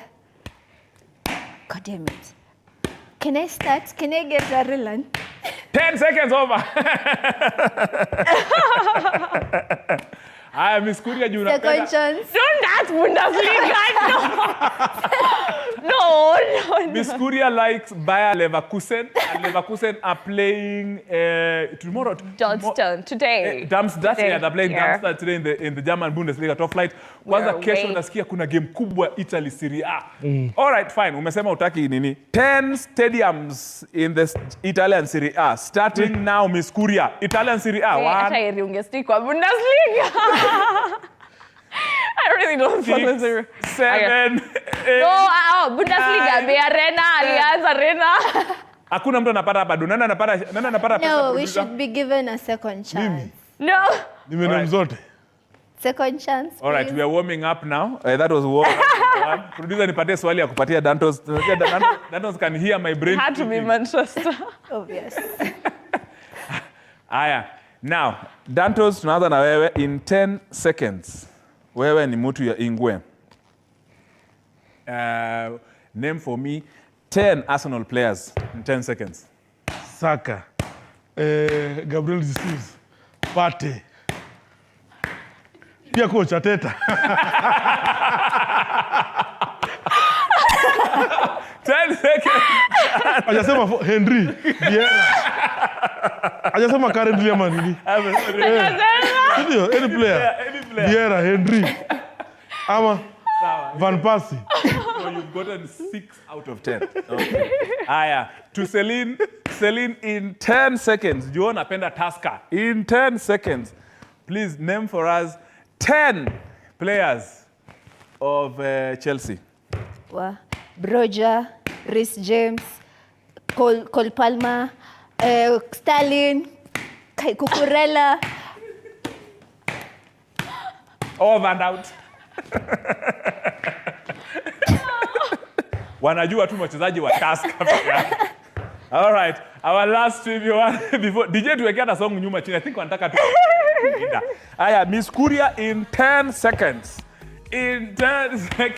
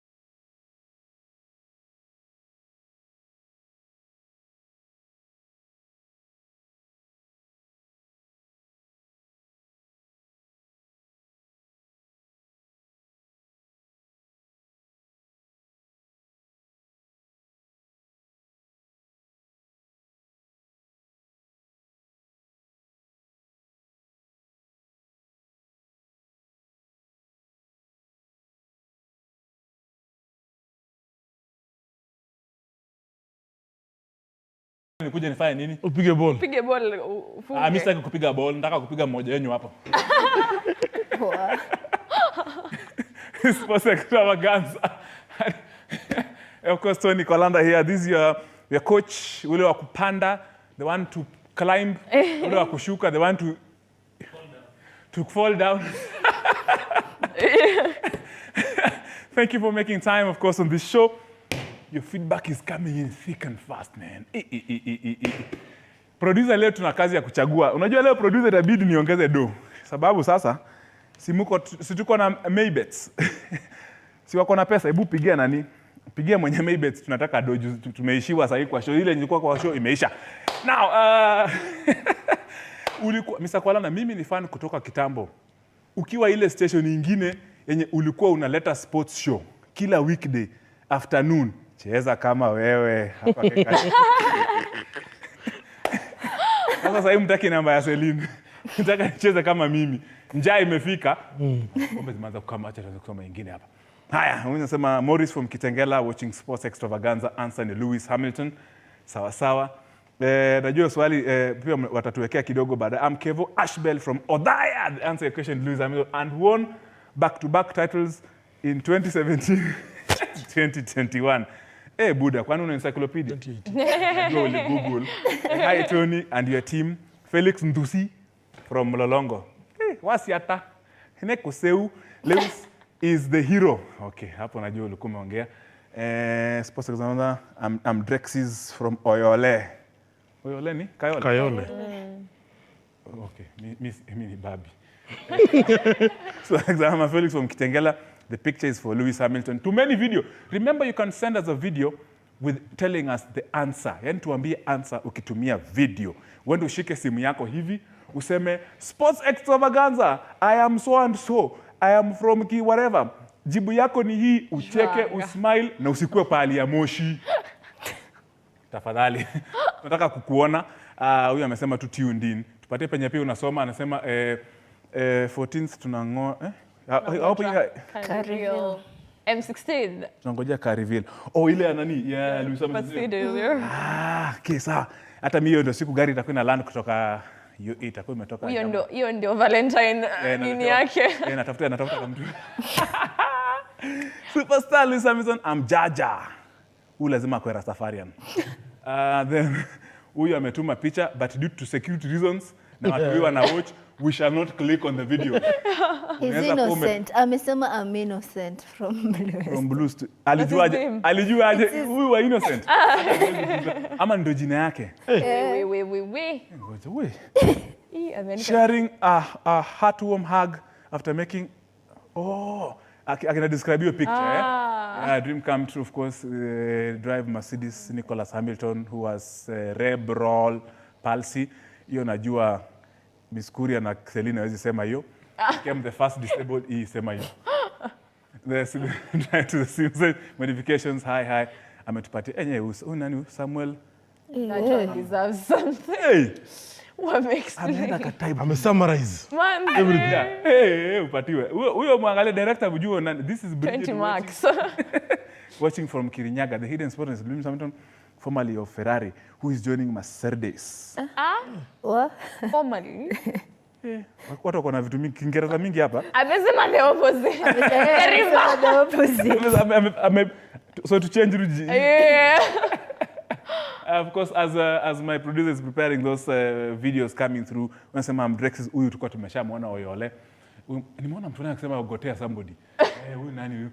Amesema I'm Paul, gotea hao warembo. Kaa kwako. Because the feedback that come in thick and fast here on Sports Extravaganza with yours, of course, coach who anapanda wa kushuka kwenye technical bench. Remember this show, of course, this show, I'm not doing it alone. I have an entire team behind the camera, in front of the camera. Najua kuna jamaa anaitwa Moses Valerie hapa, anasaidia producer Sanik. Tuko pia na director wa kuko nyuma and the entire team ensuring that this show is running smoothly here on TV47. Karibu niseme ile station nyingine nilikuwa nafanyia kazi. Things happen. Mshahara yako iko under switch. Ndio sasa iko inapiga wiring. My good friend, my finance director said. So right now, we shall be. Acha niguza anasema, ngoja niguza hii wewe tuguze. Bam. Ndio mse. We are live here at TV47 every Monday Saturday every 4 to 7 p.m. We're giving you a sports. And of course after this my director amesema inafaa tuende tuwapatie kidogo uhondo wa English Premier League transfer window deadline. The players who've left Man U and the ones who've come. Atibroja ameenda Fulham. It's okay, Chelsea tuko tumechoka naye. We will tell you also what has been happening at Man City, at Liverpool, Chelsea, Newcastle. Of course, those are some of the teams that we'll be looking at leo. Wacha tuanze na mkituma hizo maswali zenyu. But director, producer, wacha tuonyeshe swali. Let's show the swali before there are people wondering why people answering on WhatsApp. Why are we sending videos? This is the question we are asking you. It's the simplest question. Already people have given you an answer. Ndio hiyo. WhatsApp number, ndo huyo. So of course, tuma as many times as you can. Go to WhatsApp, tutumie video ndogo, tuambie where you are, your name, of course the name of the show, and you of course stand a chance of winning yourself a lot of money. 1,000, niko nazo hapa. 1K, 500 imeenda. Piga simu as well. The numbers are on your screen, scrolling right now. Ya WhatsApp ndo hiyo. Na ile namba ingine ya simu iko hapo. SMS pia ni 22047. Tuma SMS. Director alikuwa amesema hatuwezi ziona, but nitakuonyesha baadaye. Send in as many times as you can. Also later on, we have a good friend Collins Okinyo, Dantes na Selina, everybody else. Walimuona hapa last time. Ako Cote d'Ivoire. And remember today there is the second set of quarterfinals that are being played tonight. Najua Celine ni mtu ya by the Celine Nigeria went through. Man. No, you know. How do you feel? First, I've had it was not this week, it was last week during the round of 16. I went for my jersey. I had ordered a jersey for Senegal. And it was the same day they went home. You're the wall. Let me tell you, I was crying. Nilipanguza machozi na hiyo jezi. Umekuja nao leo. Manze. For what reasons? At least I have Nigeria still in the run, but Senegal, jamani. Hii Cote d'Ivoire ili watoa. Ni sawa. But we said it. Yeah. We did. We want you. But we still have Nigeria. But Nigeria deserved it because I think walicheza fit your game. If you see the game itself, walicheza poa sana. Walijituma. They want to win this thing in short. Nigeria. Iwobi was perfectly placed. Yeah, I think that position suits him very well. Where? Which ball to? Look, man. Yeah, look, of course, Nigeria through. And they're playing Nigeria playing in the semis. Congo? No. Today, like the teams that will qualify. Either South Africa, Ivory Coast. Or Cape Verde. Wanabahati sana. I read it's Cabo Verde. Cabo Verde. Cabo Verde, right. No, if you tell people in Western Kenya, they're saying P, and then them say B, you have lost. Honestly, I hope Cote d'Ivoire, it's not going to be lucky again. It wasn't lucky. That was not luck. No, going to round of 16, it was luck. Exactly. Yeah, but in the quarterfinals, they went to penalties. Okay. We were basically just tell you can call in live and say hello to anybody. If you're a man, you can talk to the ladies. If you're a lady, you can talk to us. Dantos and I are here. We are here to talk to the girls, but of course, the show is about everybody. I'm going to talk like Miss Korea. Oh my God! This is You're going to swallow your tongue. No, the Korea will just swallow me at the end of this. But remember, of course, on this panel, we always have our other good friend called, I call him Shakespeare. That's how he's called on online. Right now, he's crying wherever he is. He has lost badly. Today, he's not saying, Kogalo, my I was trying to check the tweets and I can't see him anywhere.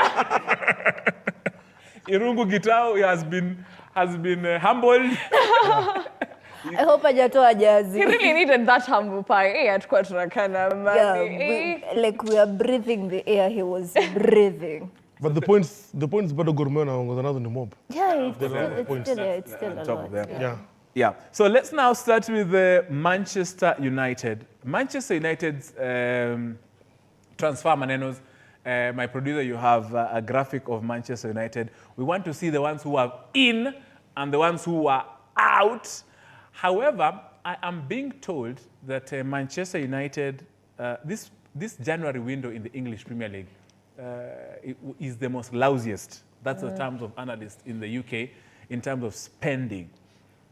Let me just ask this, Dantos. Why do you think teams don't spend much in January transfer window compared to these other times when, like Chelsea, we spend so much on Caicedo and Enzo? Then this is where we are being clobbered by small teams. I think as a coach, you're being given a time frame to watch your players that you have them, and kama unaona kubambe ama unaona kama unaona mali kuna loophole, you intend to buy a player next. Yes. Yeah, I think that's what I think about January transfer window.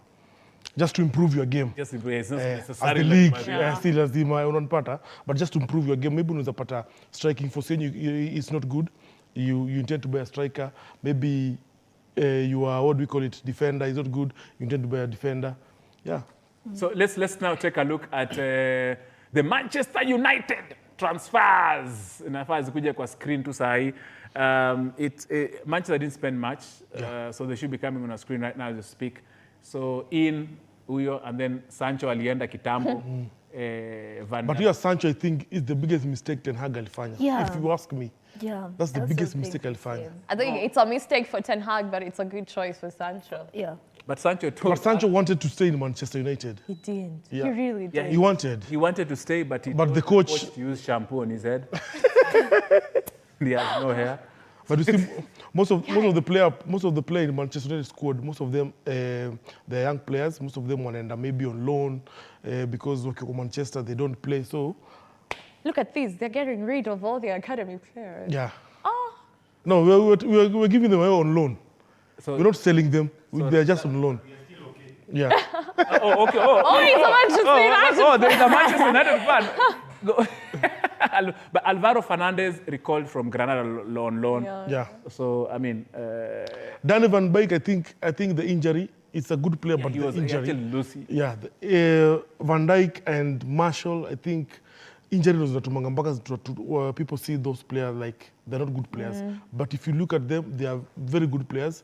Despite the injuries, they can really perform. No, I've always had an issue with Martial. Why? Anthony Martial. You see, before he got the injury, like we used to see a different Martial. But after the injury, he became this lazy striker. He's really lazy. He's oh my lazy. God. Like. And he's like, Rashford looks up to him. Okay, I'm not going. That's what you're saying. I'm not. Okay, yeah, injury. Yeah. And I'm not gonna compare Martial to Nunes. But look at Nunes. In as much as he's hitting the woodwork most of the time, I think it's just unlucky. I think it's just unlucky. Yeah? Just look at Martial.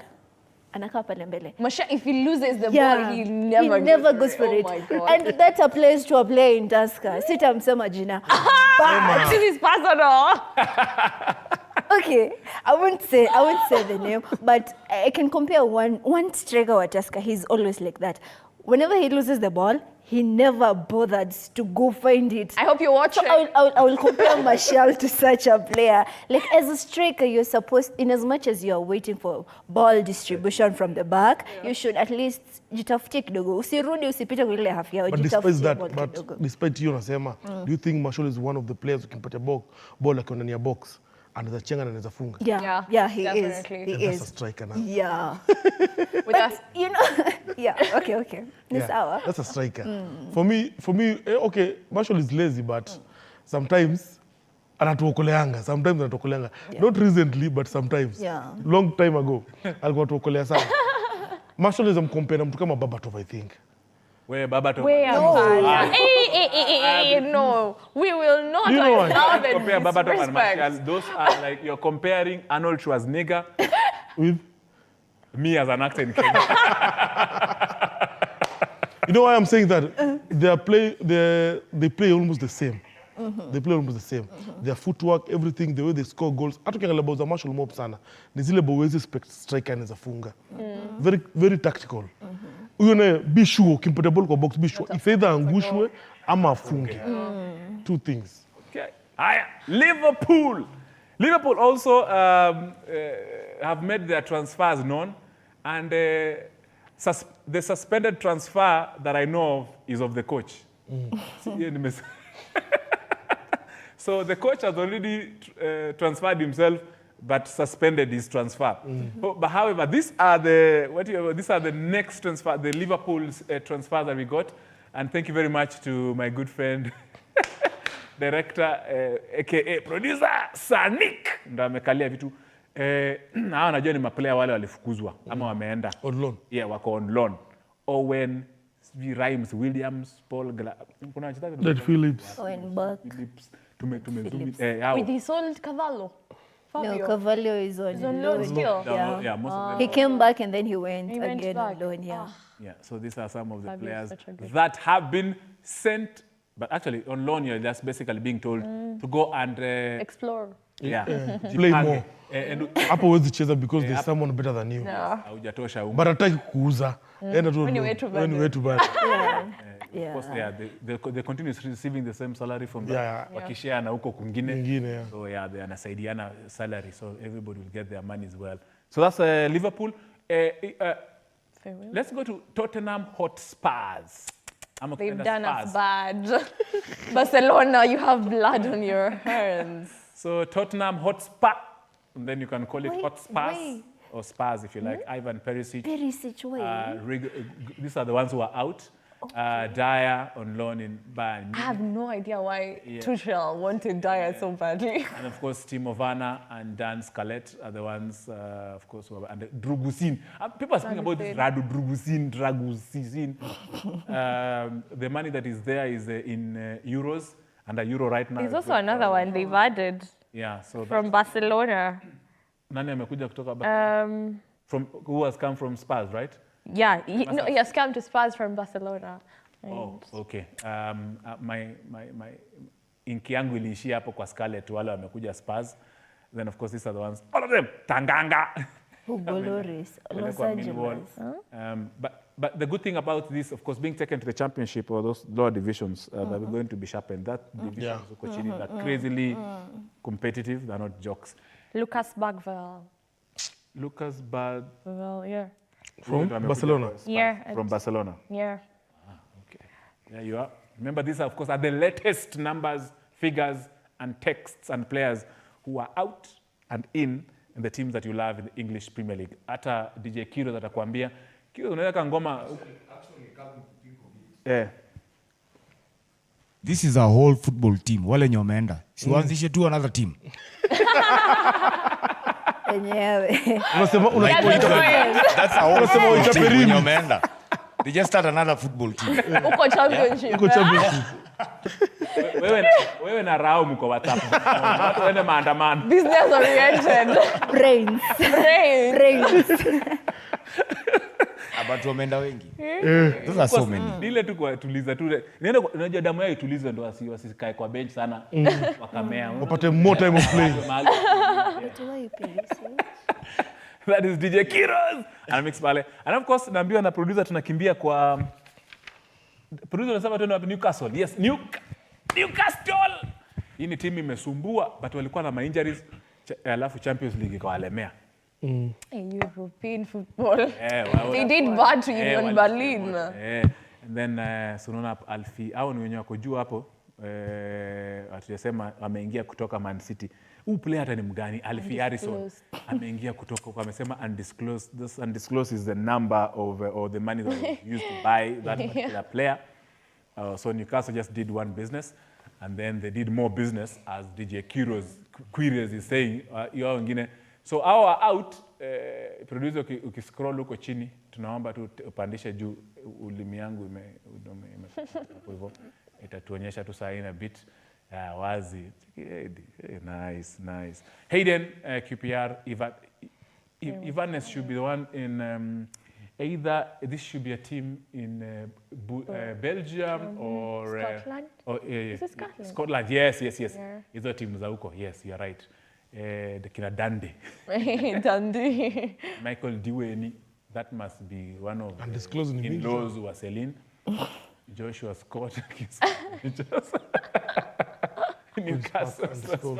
And then of course we have Chelsea transfer. Tutafutie Chelsea transfers, tafadhali. But I know Chelsea, the only transfer that Chelsea did is just Broja, but on loan. Yeah. Because watu wa Salon walikataa kutoka Salon. we were DJ unacheka nini nikisema watu wa salon? Ni watu wa salon. Wakina Dando. Watu wa salon. Kenyatta Market. Mwende Kenyatta Market huko mtakutana na Sibola Dantos na timu yake huko. So Chelsea transfer should be coming. By the Chelsea or Madrid walikuwa wengi. Almost half of the team. Yes. And of course, and then we have Aston Villa. We're looking at some of the top teams.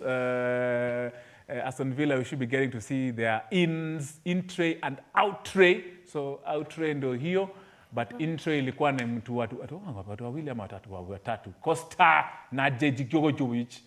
Forgive my whatever ametoka Belgrade huko. At least wamepata doa hapo 2 million. Aston Villa imenunua. Sousa. Aya, huyu alikuwa Arsenal. Okay, mtanisamea. Sosa. Yeah, Sosa. No, Sosa. I cannot say Sosa as Hallelujah. It's I'll confuse my people.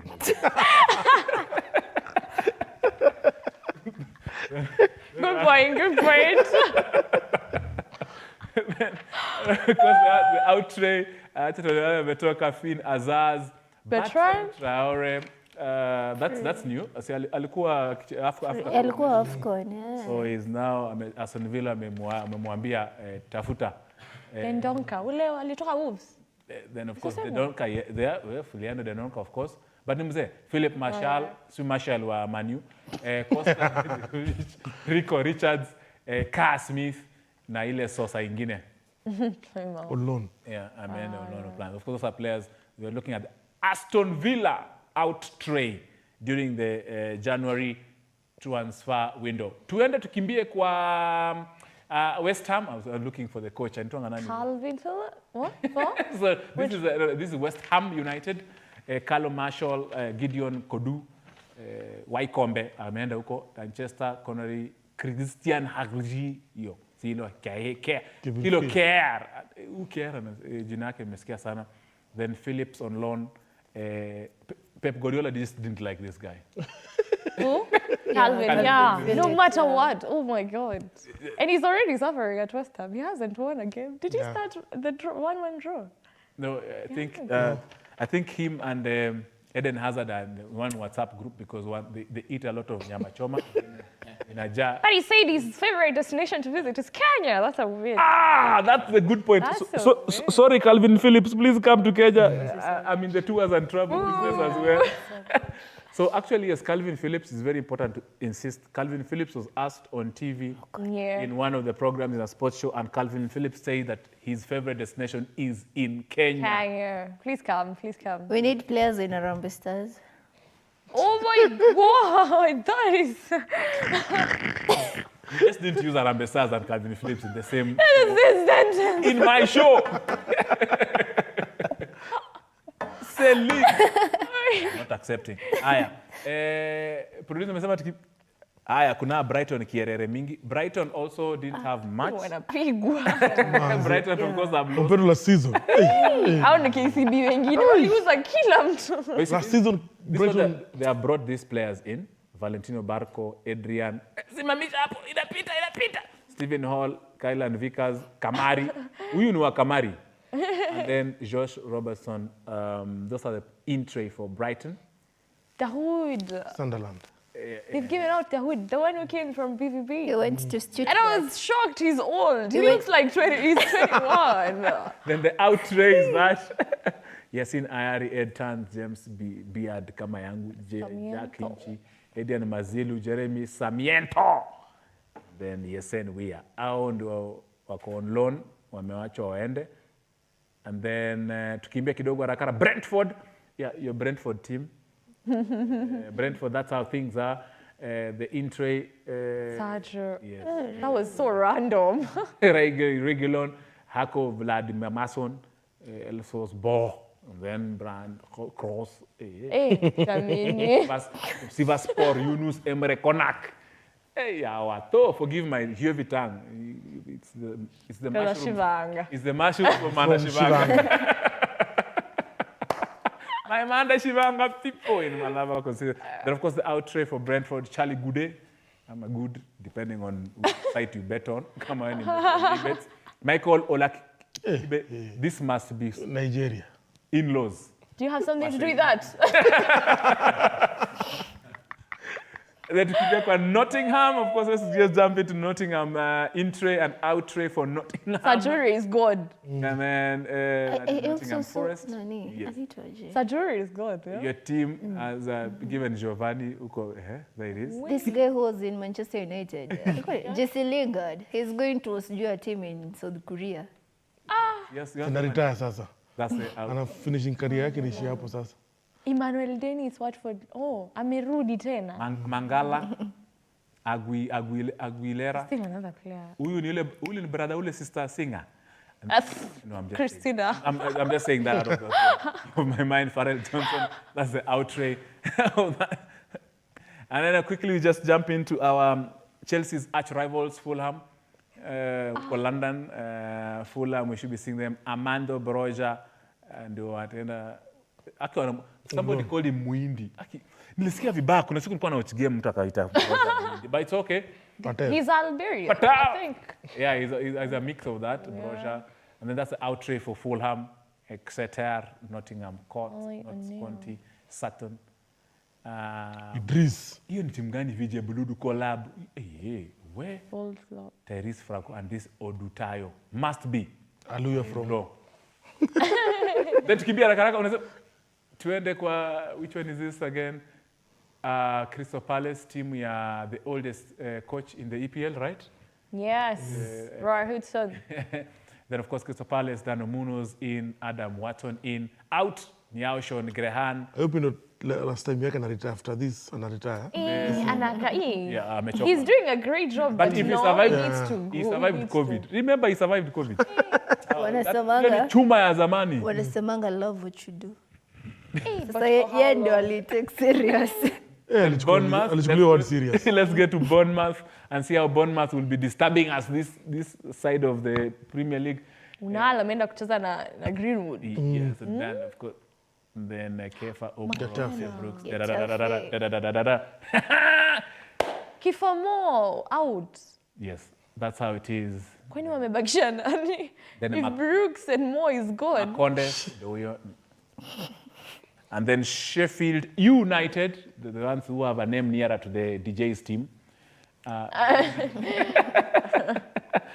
right, Doivo, of course, that's how the in trade. Sheffield had to increase the number. Then out tray, iko tu hivo na hivo. Then, of course, that's how our transfer was last night. That was the deadline. Oh, no, when was it? Ilikuwa inaisha deadline 30 something. 30. Yeah, 31st. I'm a first of this month. This is Sports Extravaganza live TV47 every Saturday. Watu wanasemanga Tony maze unaongeaje for 3-4 hours. Niko na Dantos, niko na Celine, niko na Kuria na ule muoga mwingine wa Gor. Irungu wamelala nyumbani. Of course, right now we have a friend, my very good friend who is currently in Cote d'Ivoire. He is an African football journalist, a very top journalist. He's called Collins Okinyo. Collins Okinyo has been following or has been in Ivory Coast before the tournament, during the group stages, during the round of 16, now during the round of 8, he has been there till now as we speak. And you know, tonight, Mali are playing against Ivory Coast, the hosts. And then later on at night, South Africa, Amapiano versus Amapiano. There are two Amapianos.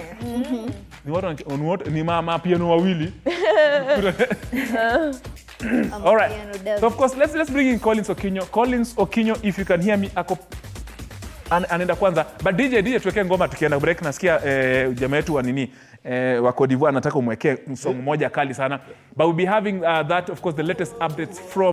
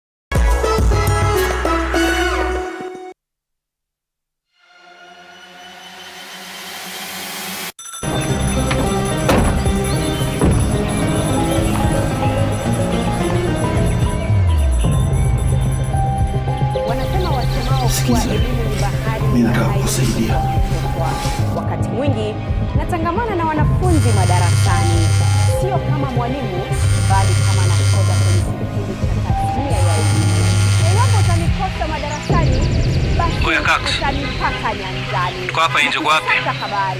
Habari. Niko hapa ndani. Sawa, ufasaha na ukweli. Na iwapo utanikosa nyanjani, bila shaka utanipata studioni. Leta code kabla mambo yaharibike. Kuendesha mijadala mikomavu. Mimi ni Andrin Kilemi, mpenzi wa lugha ya Kiswahili na elimu kwa jumla.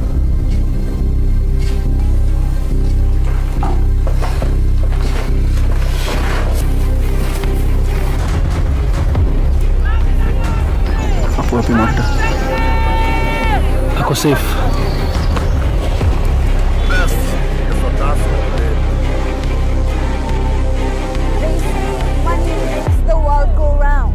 So let's slow things down a bit. Put things in perspective. From the markets to the streets to the stocks, we make the complex comprehensible. Join me backside TV47 Business News for market insights like never before. Here comes the grand event of Africa. Africa Cup of Nations 2023.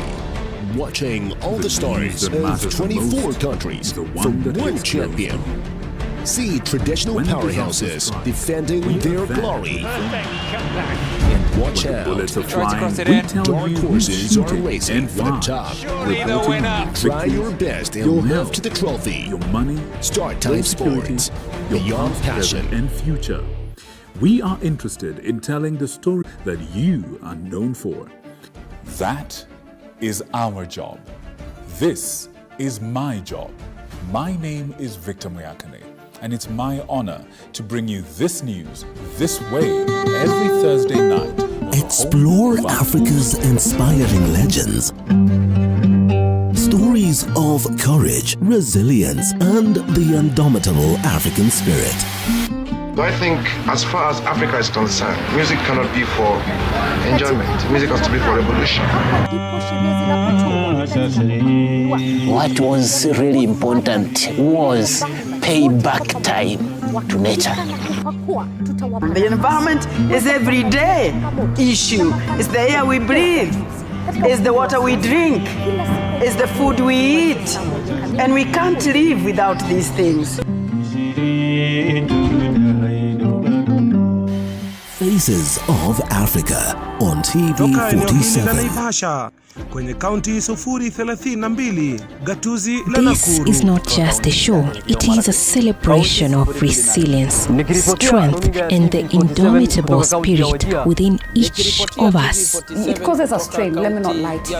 All these things cause us strain because one of the other things come when your family has this, you know, then where did it come from? Here, on Beyond the Limit, we meet incredible individuals who have turned adversity into triumph, proving that the human spirit knows no bounds. With this condition, maybe I would go along with it. So it is a point that you feel like, maybe let me pardon myself a bit. Every Saturday at 8 p.m. Nitakuwa nikiripotia runinga ya TV47 kutoka kaunti ya Bungoma. Jina langu ni Paula Munio. Willy Dennis Jiru. Fabian Kipet. Mimi ni Hashim Jimal. Mimi ni Kitio Mika Masai. John Javakiania. On the next episode of The Realtor. I know you have ever asked yourself how to start your construction, how to start your project. Where do you begin? First of all, we advise our customers to seek professional advice from the construction professionals.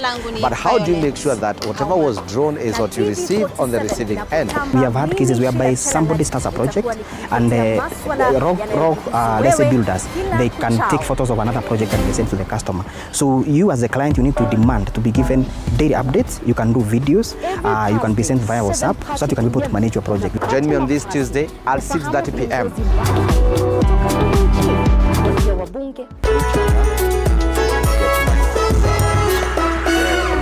When I was growing up, water was a problem where I was born and bred. We used to wake up at 3 to go and look for water.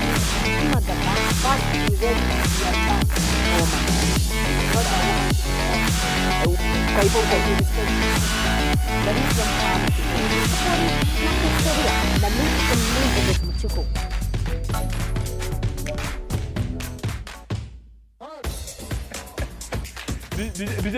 DJ ni chaos. Well, if it is happening, then we are definitely talking about it on TV47's Disruptive Friday. Don't miss a moment on the most technological and disruptive moment. I must appreciate our floor managers who are making this, giving us the best shots over here, they're giving us the best low angles. But najua wanaweka low angle wakikaribia huko kwa kuria. Then, sasa kuna from groundbreaking AI breakthroughs to the latest ingenious innovations, we have it all covered. Since ladies are getting all the attention in studio, allow me to say hi to the guys. Hi. That was saying hi. Since the guys have been left out, either Tony, Dantos, Sanik, and Moses. Umesahau DJ Kiros. Umesahau DJ Kiros. Where? DJ Kiros ako hapa anaongea. Thank you, boss ladies, for representing us well done. Of course, you do everything. Yes. We appreciate you, Salim. Thank you. Not many can do your job, so we appreciate you, sana. We are Alex Moniki, location Kianjege. Show is Wakaring Moto. Saying hi to my brother, Festus Maina Tunyeri. Okay, I hope you ilikuwa ni asubuhi. Huyu anasema Lewis Hamilton. I think swali, umesahau, producer tupatie majibu ya watu. Tyran Mukaka, 001, tuned in straight out of Eldoret, Langas. Ngoja, uko 001, but uko Langas. Okay, sorry, tumesema short for it. That saves you from my 16 words of contempt of court. Ungepata hiyo. Guka. Okay. Wacha niachane na wewe. Wewe unasema Sports Extravaganza, watching from Riverside, supporting so long ilikuwa ni huko time. Watching from Riverside, this season motorsport is Hamilton 100%. Maoni ni yako. Huyu mwingine anasema nini? Gotea hao warembo, yule amekaa simu katikati ya miguu. Wote wameka simu. Wote wameka katikati ya miguu. Wewe bwana focus bwana. Hapa ni wale wako na simu katikati ya miguu. Okay, next time nakuja nivaa skirt niweke katikati simu ya miguu. Wewe. Locked out Embu Siakago. Embu watu wangu wa Embu. Asante sana. Kamwana kwa Wairimu from Kawera. Kawairimo. Show is hot. Locked na Kamwana Kasiakago. I'm trying to put that Embu. Unakuanga na accent nyingine mzuri sana. Then Tony, please wasalimie my hubby Nicholas Kemboy Kogo and kids Michelle Jerop Kemboy Kikale Changalangat Kemboy. Mwambia lete musiki kwanza. Lete musiki kwanza ndio upate salamu. Watching live from Langata. This is my very good friend. Thank you very much, Lois. Hata najua jina yako. Thank you so much for watching our show. Wewe ni support sana. Lois works with one of the agencies in the country. Ni Renos from Ruaka, Ghetto Warembo, Gota Warembo. Gota Warembo. Simekugotea Renos, tuko sawa? We on the same group. Sawa. So that's nice. Tunasoma. Video zengi zinakam. I'm Smith kutoka boda ya Nai na Nakuru. Yaani Naikuru. Kuna wapi? We. Ni wapi? Naikuru. Mwalimu wa maths, ni wapi? Ni mwalimu wa hesabu. We. DJ unasikiza maneno? Umgani anasema I'm Litmus from Westlands Mudangari. Studio looks colorful. Karibu nifikie unasema. You know why? Nilikuwa nafikia karibu anasema penye naishi. Unajua sisi ni watu graduated bedsitter. Shout out to the DJ. DJ umepigwa ki shout out. I'm an Arsenal fan. Of course, hapa ametoa nje. It's behind us tomorrow as we happen to decide our fate kwa EPL Sports Extravaganza. So huyu amesema ni shout out. Wacha nione kama ni dem ama ni boy. Mazeni bresh. Ni mraro. Sikupati namba DJ. And then hello, I'm Karama watching the show live from Embakasi, Transami. Poleni sana watu wa Embakasi. We stand with you at this very difficult time. Mimi nishaishi Embakasi, nishafanyia jogging Embakasi na nishakatiana Embakasi. So Embakasi it has imekubuild. This is Embakasi. Ukiamua kuandika kitabu Embakasi itakuwa ndani. Embakasi itakuwa page. Sisi Unaelewa kazi vizuri ndio? So even as Nakam, keep on yourself sending them. Send your videos, by the way. If you're joining us, we have been asking you to send us a video of answering this question. We are trying also to get Collins Okinyo. Wacha nione kama. This is the question we're asking you. Can you tell us who is the hidden motorsport superstar? Then, of course, take a short video of yourself. 20 seconds. 20 seconds, ama 25. Tell us your name, Sports Extravaganza. Give us the answer. Where you're watching this particular show from. Hata unaweza scream jina Tony, ututumie. And then stand a chance of winning 1,000 Kenya shillings. Niko na pesa ya Maybets. Niko nayo. Collins Okinyo tunamtafuta, lakini najua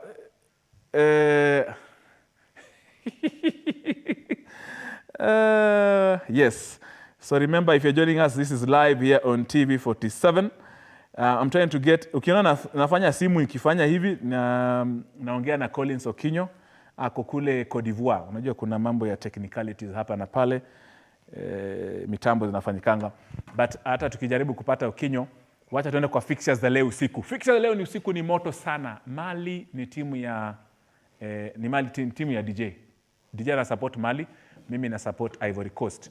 Selina amekataa Ivory Coast. Dantos amesema ana support Cabo Verde. Cabo Verde ni ya Kuria. Cabo Verde ni ya Selina. Nani? Hata mimi ni Cape Verde. Wewe ni Cape Verde? Yeah. Sasa nani ana support nini? South Africa. Bafana anasimama nao. Yeah, Kimungu. Sini host. Hapana. Lazima wafike hapo juu stadium. But all in all stadiums zimekuwa zinajaa. I think kwanza game ya jana ya nini? Ya Kongo. Kongo ilikuwa imejaa. Maswaku alisema amshe PTSD yani. The last free kick. Yeah, that was na kuna mabao, they are top contenders. So of course those are the games that will be happening tonight from 8 p.m. We are not lucky to show them, but we are very lucky to hear how they will look like and how they will be. And we're just trying to get Collins Okinyo, but nasiwa video ya Collins Okinyo, tunajaribu kupata hiyo video. Anasema kama the producer ananisikia, I have done it several times, kama unanielewa. Producer wangu. So najua ni mitambo tunaweza angalia huku. Now, kuna hii picha. Acha nilete hapa. Feedback ina come through. Videos tutawapatia video zenyu baadaye. But unajua nilikuwa na picha zingine lakini sijui kama nitazipata. Rooney alienda Saudi Arabia. But amepitia Dubai. Yes, tupatie hizo kwanza. But of course as we bring in the graphics, producer tupatie hizo graphics. I'll be speaking about Rooney who is in Dubai. But information is coming in that alifutwa in Birmingham but ameenda Dubai, but technically ameenda kutana na watu wa Saudi Arabia because anaenda kucoach team Saudi Arabia. Ulisikia wapi information? Sini hapa tu. Tupatiza graphics tafadhali zinakuja on air right now as we see what's happening over here. Kuna jamaa anasema good evening watching live from Otiende Langata. Yes, of course, EPL tupatiza fixtures za EPL tuone ziko agenda and of course nitawapatia venye zina because most of the games are currently going on na zinapigwa moto na niko na mtandao hapa inapiga live. Yes. Today, the games, as you can see on your screens, but a finished game is Everton-Tottenham 2-2. Your game imeisha 2-2. A late equalizer. Imagine. 0. Brighton currently 16 minutes done. Newcastle, Luton 1-0. Newcastle 15 minutes. Burnley, Fulham. They are banning each other. So 0-0. So hivyo ndo kunaenda.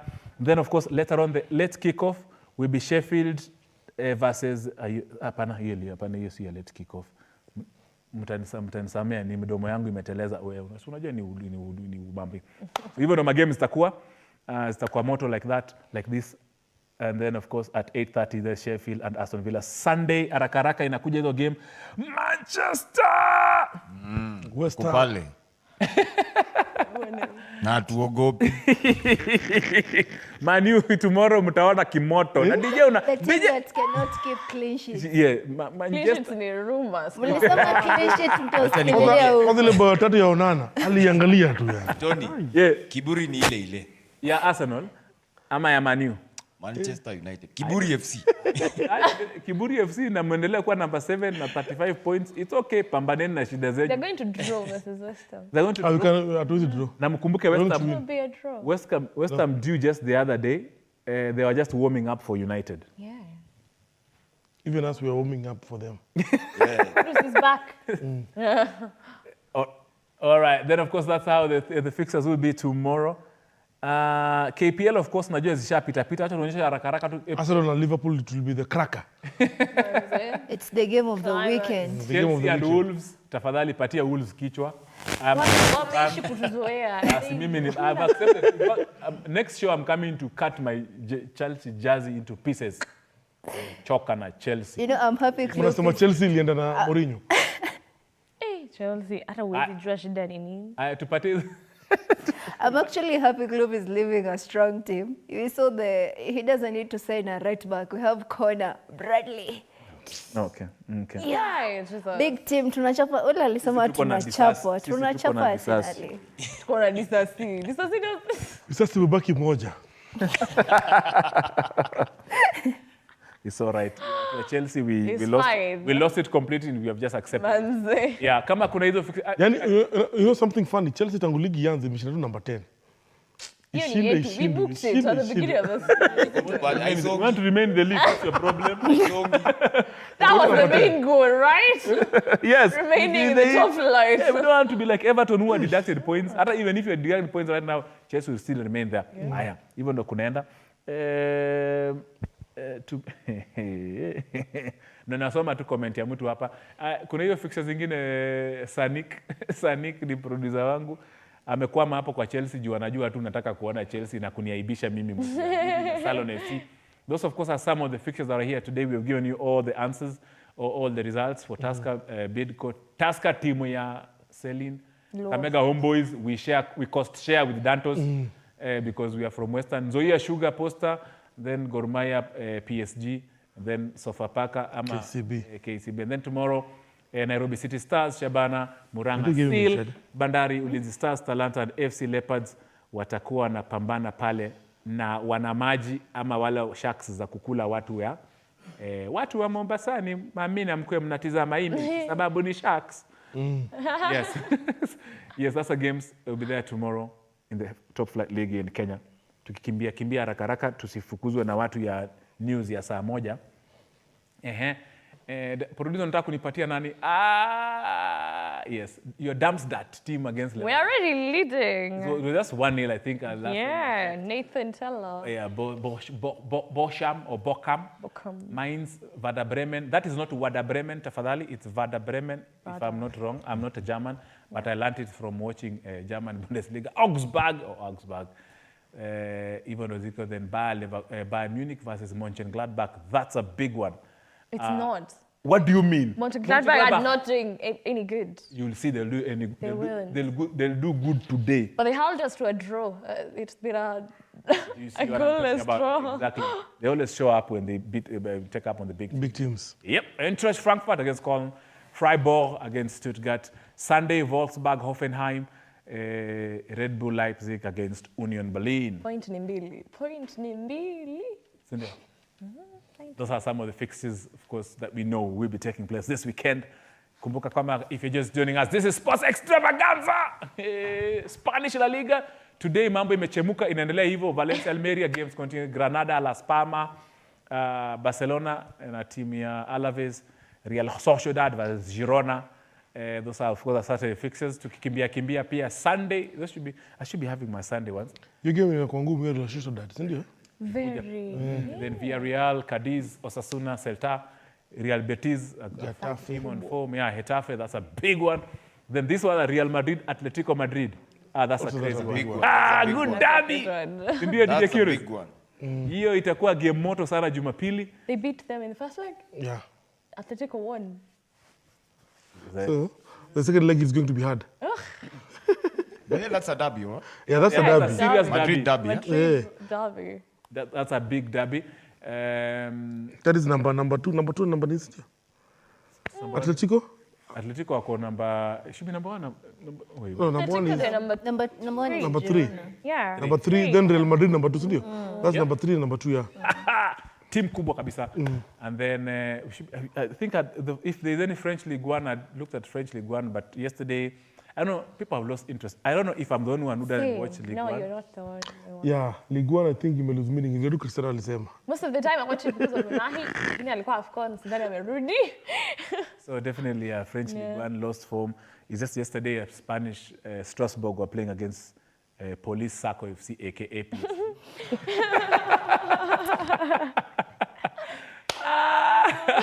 Yes, so Spanish La Liga, that is German Bundesliga, Serie A, sijui kama iko mkona Italian Serie A, but a big game that will be happening this weekend, Serie A, the Juventus is playing against Inter.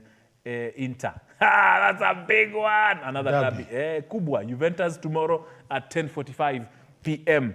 Kenyan time. Inter versus Juventus. Inter at home, Juventus are away. One of the highlight games tomorrow in the Italian Serie A. Yes. So even though kunaendaga, feedback is coming through. Producers, you kama kuna videos za WhatsApp. Kwa sababu kuna mtu hapa amesema good evening nipatie. I saw a message here about the girls. Someone gotea hao warembo. Acha me see who this. Huyu jamaa anasema akainua mikono na akaweka ile emoji ya kulia machozi. Gotea hao warembo. Yule tu boy. I insist tu yule ameweka simu katikati ya miguu. Wote wameweka simu katikati ya miguu. Pia mimi. Unataka simu? Unataka simu vibrate. We, watch show na uache mambo yako. Focus we. Niko serious. Unajua mdosi wangu ananiwatch. Nataka nipunguziwe mshahara. Sports Extravaganza here. And of course, as we are waiting also to be told who is our lucky winner, because already ule mtu ya MotoGP wa Lewis Hamilton. Kuna mtu amesema ni Ibrahimovic. Kuna mtu amesema ni Ibrahimovic. Acha niweke hii kwanza. Mbona umesema niweke hii? Ibrahimovic. Acha kutuaibisha. Alisonga nywele hili. Sports Extravaganza here live on TV47 every Saturday. Napenda kusema Monday. Because Monday kuna mchaka, Thursday there is VR, then Saturday of course comes up to this first Extravaganza from 4 p.m. to 7 p.m. Dantos, Celine, Kuria, as well as our good friend Gormaya, who is currently on a drip. Drip ya Gormaya. Anaitwa Irungu Gitau, aka Shakespeare. What did you call his first name? Jimmy? No. You didn't hear it from me. Why are you snitching? Irungu, jina yako tumeipata hapa ya nyumbani. Ile unaituanga huko ukienda kuoga kwa bathroom na towel ile iko na laini za. Mimi najua sisemi. Sisemi. Mnilipa niwaambie. But of course, remember this show. Hamilton ameenda Italy. Italian money is good. I understand their stocks jumped up like pesa imepanda. Remember Hamilton makes about, I think, I was looking at how he makes. Hamilton makes about 500 million Kenya shillings per month. I was calculating his salary in a month. 500 million Kenya shillings in a month. 500 million in a month. Do your mathematics in a year. Hiyo ni shauri yako. Now, Arturo Vidal was unveiled in a team in Chile called Colo Colo. Uko na hiyo song? First team. Colo Colo. Colo Colo. He's gone back to his team. He's gone back to his team where he used to... Arrive kama king. Yes, he arrived with that. Alafu pata ni flop. No, Arturo Vidal. They wouldn't mind. They will not mind. Ni kama Chicharito ameamua kurita. Wow. Exactly. Of course, Arturo Vidal initially, just before Chile, he had gone to Brazil. He was in Brazil playing for some team called, I've forgotten his name, forgive me. I don't speak Portuguese so well, but alikuwa huko. So he's now in this team called Colo Colo in the Chilean league. He'll be playing there. That's where he was before. Alicheza Inter Milan, alicheza Barcelona, alicheza Bayern Munich. So I have respect for Arturo because he gives 100%. Yes, he's all... He's not like Martial. Thank you. Thank you. And of course, Omanyala yesterday night. Yeah. I am. Munasahau aje. Mbona mnikumbushi? Omanyala. Omanyala Fadi. Anafanya kwa ile wimbo ya go. Omanyala. Uko nayo hiyo umezipanga DJ Kiros? I can't wait for this. Yeah, Omanyala pia. But of course, he started the season well. Yeah. Lifetime best. It was a Miramas Metropole Indo meeting. Well, Miramas is a city in France, and this not city... Resambo. You had to emphasize. Not Resambo, not the Miramas. Ile TRM. Oh, by the way, what was Mirama Drive? It's Miramas. Miramas City. What was Mirama Drive? Hapo Resambo si nyinyi. So there's Miss Miramas City, one of the cities that will be hosting Kenya's national team just before the Paris Olympics. So that's where the first meeting, Indo meeting, where my very good friend Fadel Onyema was participating and broke his record, 6.52 in the 60 meters distance. 60 meters distance. That's a lifetime best. Yeah, that's a very fast time. And remember, the first team to there, and Kenya has signed a memorandum of understanding between Mirama City and the National Olympic Committee. So the Kenyan team will go and enjoy there. So if you're in France and you just have a Kenyan flag and a Kenyan ID, end up Mirema. This season is going to be great. Amusan also broke a record. It will be Amusan in the same. So this season should be lit. It's motor in athletics.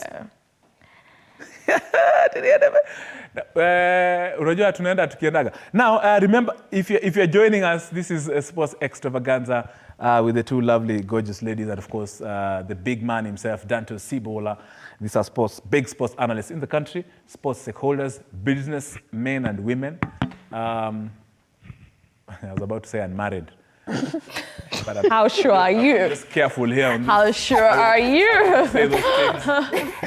Right now, hiyo ni shauri yenu ndio maana nimeuliza hapa. But you're just taking a short break. Hiyo song ulikuwa umeweka hiyo song ya kolo kolo ile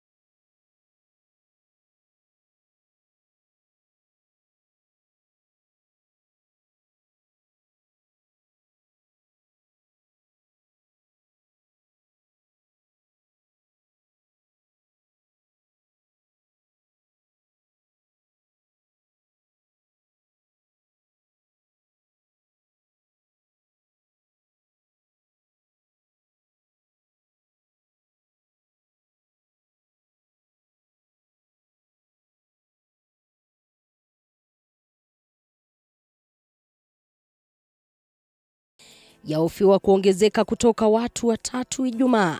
Wakaenda pale wakapewa ripoti baba yetu alikufa saa 10 usiku.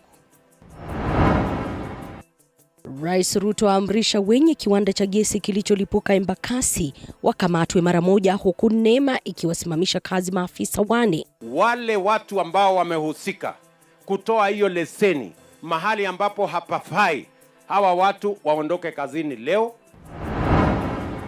Na familia ya wanyoshia polisi kidole cha lawama baada ya mpendwa wao kufariki dunia akiwa korokoroni.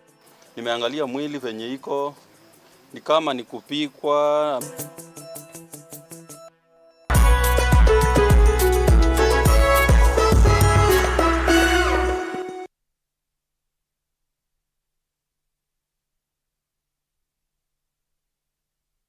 Is not just a show, it is a celebration of resilience, strength, and the indomitable spirit within each of us. It causes a strain, let me not lie to you. All these things cause a strain because one of the other things become who in your family has this, you know, and where did it come from? Here on Beyond the Limit, we meet incredible individuals who have turned adversity into triumph, proving that the human spirit knows no bounds. With this condition, maybe I won't go along with it.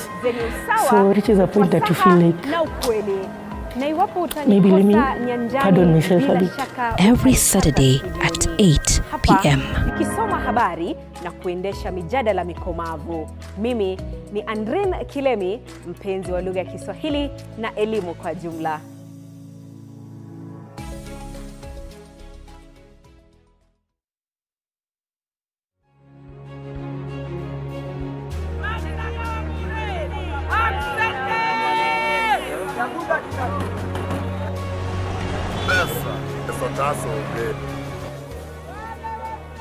They say money makes the world go round. Na safari hii katika mfahamu kiongozi, put things in perspective. Tutakuletea viongozi aina mbalimbali. To the streets, to the stocks. Nikuwe na nisani kama 10 na pia nikuwe menua minibus. Minibus ni koniwa. Kushinda TV47 business news. For market insights like never before. Washroom ujisugue mpaka nimetoa hii. I don't know whether any of my children would want to get into the political field. Sijajua bado. Kila Alhamisi, saa 1:30 kuendelea. We are there to inform you. When bullets are flying, we tell you who's shooting and why. Reporting on your victories, your health, your money, your security, your progress and future. We are interested in telling the stories of creativity, hard work, and resilience that you are known for. That is our job. This is my job. My name is Victor, and it's my honor to listen this way every Thursday night on the home of untold stories. Leta code kabla mambo yaribike.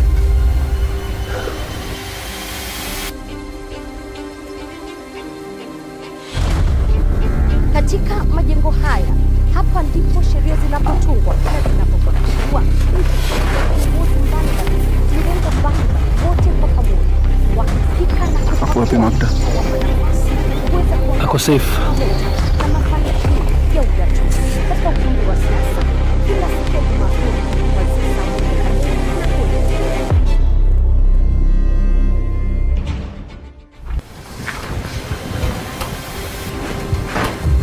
Toka eneo hili la Naivasha kwenye kaunti 032 gatuzi la Nakuru.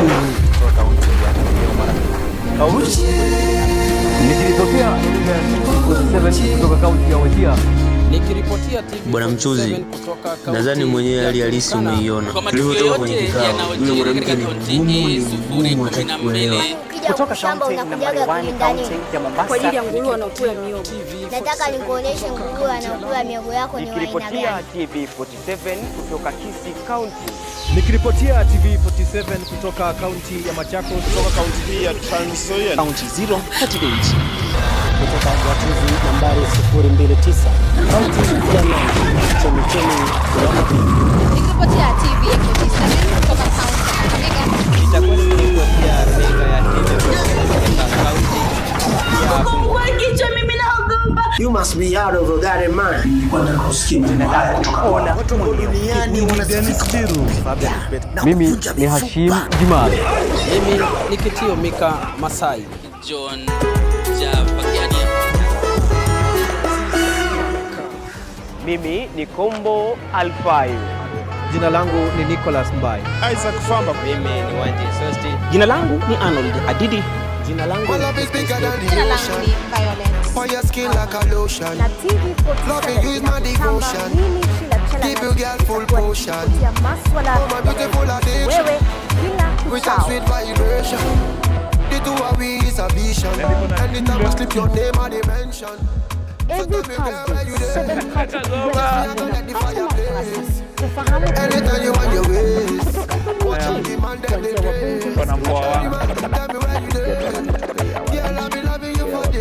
When I was growing up, water was a problem where I was born and bred. We would wake up at 3 to go and look for water.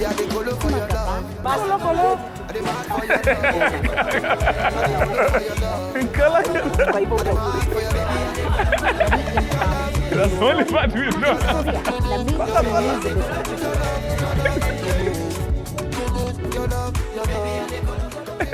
Yeah, inaitwa Kolo Kolo. It's the only Kolo Kolo team in Chile. Well, if it is happening, Kolo Kolo then we are definitely Chile. talking about So it on TV47. The name Kolo Kolo ya Arturo Vidal na kaleta song, but DJ Cures. Anakuonyesha. DJ Cures. Cuerezz. Cuer. Inakaa kama Queer University. Jina ina Cures. Jina iko fit, Jezi ndio track. DJ kuja piga mtu. Sasa unachoma. DJ kama upige mtu. Yes. Ama niseme. Unataka kusema gani? Sema tu sahi. Sema tu usiogopa, hii ni show. Watoto wamelala. Niko na neighbor mwenye ni wa Chelsea. Wacha tu ninyamaze. Atasikiza music on full volume. Amenichomea hao. Ama ameingiza kijiti pale kwa kifuli. Hey! What's Extravaganza? Live TV47. Mimi ndio kusema. Sasa kuna picha moja. Just before we show you our winners today, we have this picture of the day. And this picture is very special because I was motivated by Celine aliniguza roho. Akasema, Tony, you must put this picture of the day. So, Osimiheni alibebwa. After bao katalio. After. So, Celine, I'm sure your wishes have been granted. Yeah. You know, first even before I say anything about Osimhen, I saw someone on Twitter saying, Osimhen looks like Asisato Shoala. And I was like, what? To some extent. To some extent? Yeah, like, but if you look at him up close, he kind of looks like her. But maybe they are siblings. Yeah, maybe they are siblings. You know, they are from the same country, Nigeria. Yeah, but Osimhen, I wanted him to be in the race of taking the golden boot for the Tottenham, but yesterday he scored an offside. There is a game But he's just been creating. Yeah, he's been creating chances. There is a game. Which game was it? Every minute, Osimhen. Every minute, Osimhen. I feel like. And he was being targeted yesterday. I almost thought he got injured. He didn't though. Okay, one thing about Osimhen is that si mchoyo. Yeah. When it comes to this tournament, he's a striker mwenye, yeye ni striker but it's not a must nifunge. If I can see somebody mwenye open, nampata tu afunge. I think that's the best thing imefanyika kwa Osimhen, and that's why team Nigeria wanacheza kama as a team, and that's why wamefika mahali wako side. They deserve to be there. Yeah. And he's actually cute without the mask. Yeah. It had to be a Nigeria. But for me, my prediction final, I think Nigeria will go against DRC Congo. Thank In you. The final, I support that. I want that. Hiyo ndio prediction yangu. Yeah. Same. Usikiangalia DRC Congo, their players wanajituma sana. And pia they're playing both. And their coach alifanya his homework very well. Shout out two or three players. I think two players wanachezea ligi yao ya Congo, I think. The rest wako outside country. Na yule anacheza ligi ya chini ama ligi ile si poa. Wako hapa Tanzania, maybe Simba and Yanga. But I think the rest wako France and they are doing a fantastic job. I think DRC Congo malomefika, they deserve to be there. Kama game ya jana, it was one of the best games. It was fun. One of the best game to watch. Inashinda hata ile ya Manchester na Wolves. You know, actually, I was happy yesterday they took Guinea home because this Guinea ilitoa Equatorial Guinea. I was rooting for Equatorial Guinea. What did you expect? In a way, but it's okay. Yeah. Another team that ilijaribu lakini katoka is Angola. Oh yeah. Angola pia. Babululu. Yep, that is of course a picture. Me nimekwama tu hapo kwa cute ya Osimhen. That's why I'm sad. Your dreams have been shattered. Clearly, my hopes have been shattered. Watch out. What a future.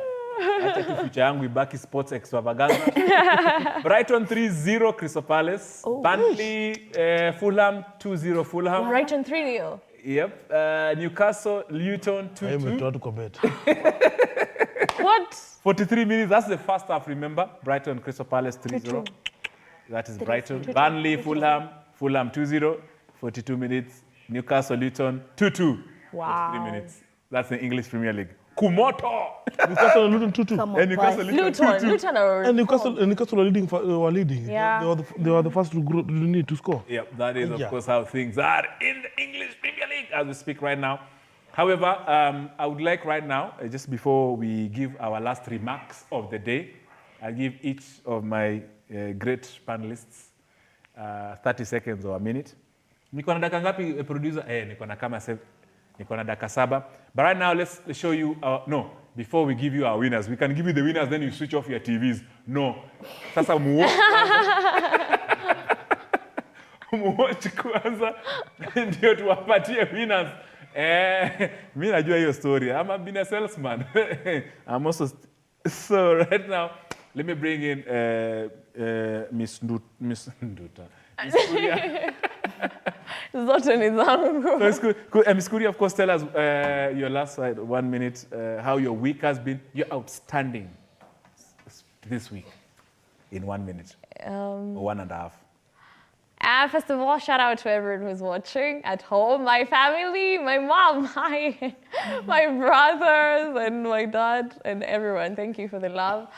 My week has been, AFCON has made sure I am entertained. Yeah, because you don't go a minute without having a highlight of the day.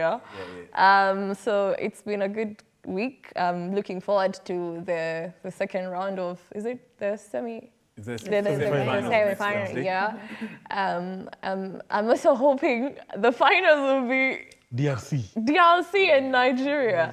And hopefully Nigeria don't win, become winners, yeah? Because the streets will be unbearable. Because I saw yesterday on Twitter after they won, and someone saying, Nigeria is the best country in the world. And I followed the comment section. The Nigerians were antagonists. They were saying, no, you are lying. No. So anyway, it was a good week. Finally, you can follow me on Twitter at HKorea, on Instagram at HernandezKorea. And unaweza fuata Tony akupe namba yangu. The rest kuna mtu ndivyo ameniita Grace hapa. Huwezi kupea. My name is not Grace. This is Kuria, of course. And then for Miss Kuria, spoken about Nigeria. Celine, you come in to dispute that in 1 minute. For me, it's for my Tusker players, my Tusker fans. We are still strong. Kuna wanasemanga after mawimbi kuna nini? Kuna machweo. Hiyo sasa. Yeah. It's football. Today we lose, tomorrow we draw, tomorrow we win. You know, it's football. It's football. And my week has not been good. It has been good in kind of way because I bought a jersey for Senegal. I bought a jersey for Mercedes. Now, Hamilton is moving to Ferrari. I told you you're the I have to say it. Where Hamilton is where I am.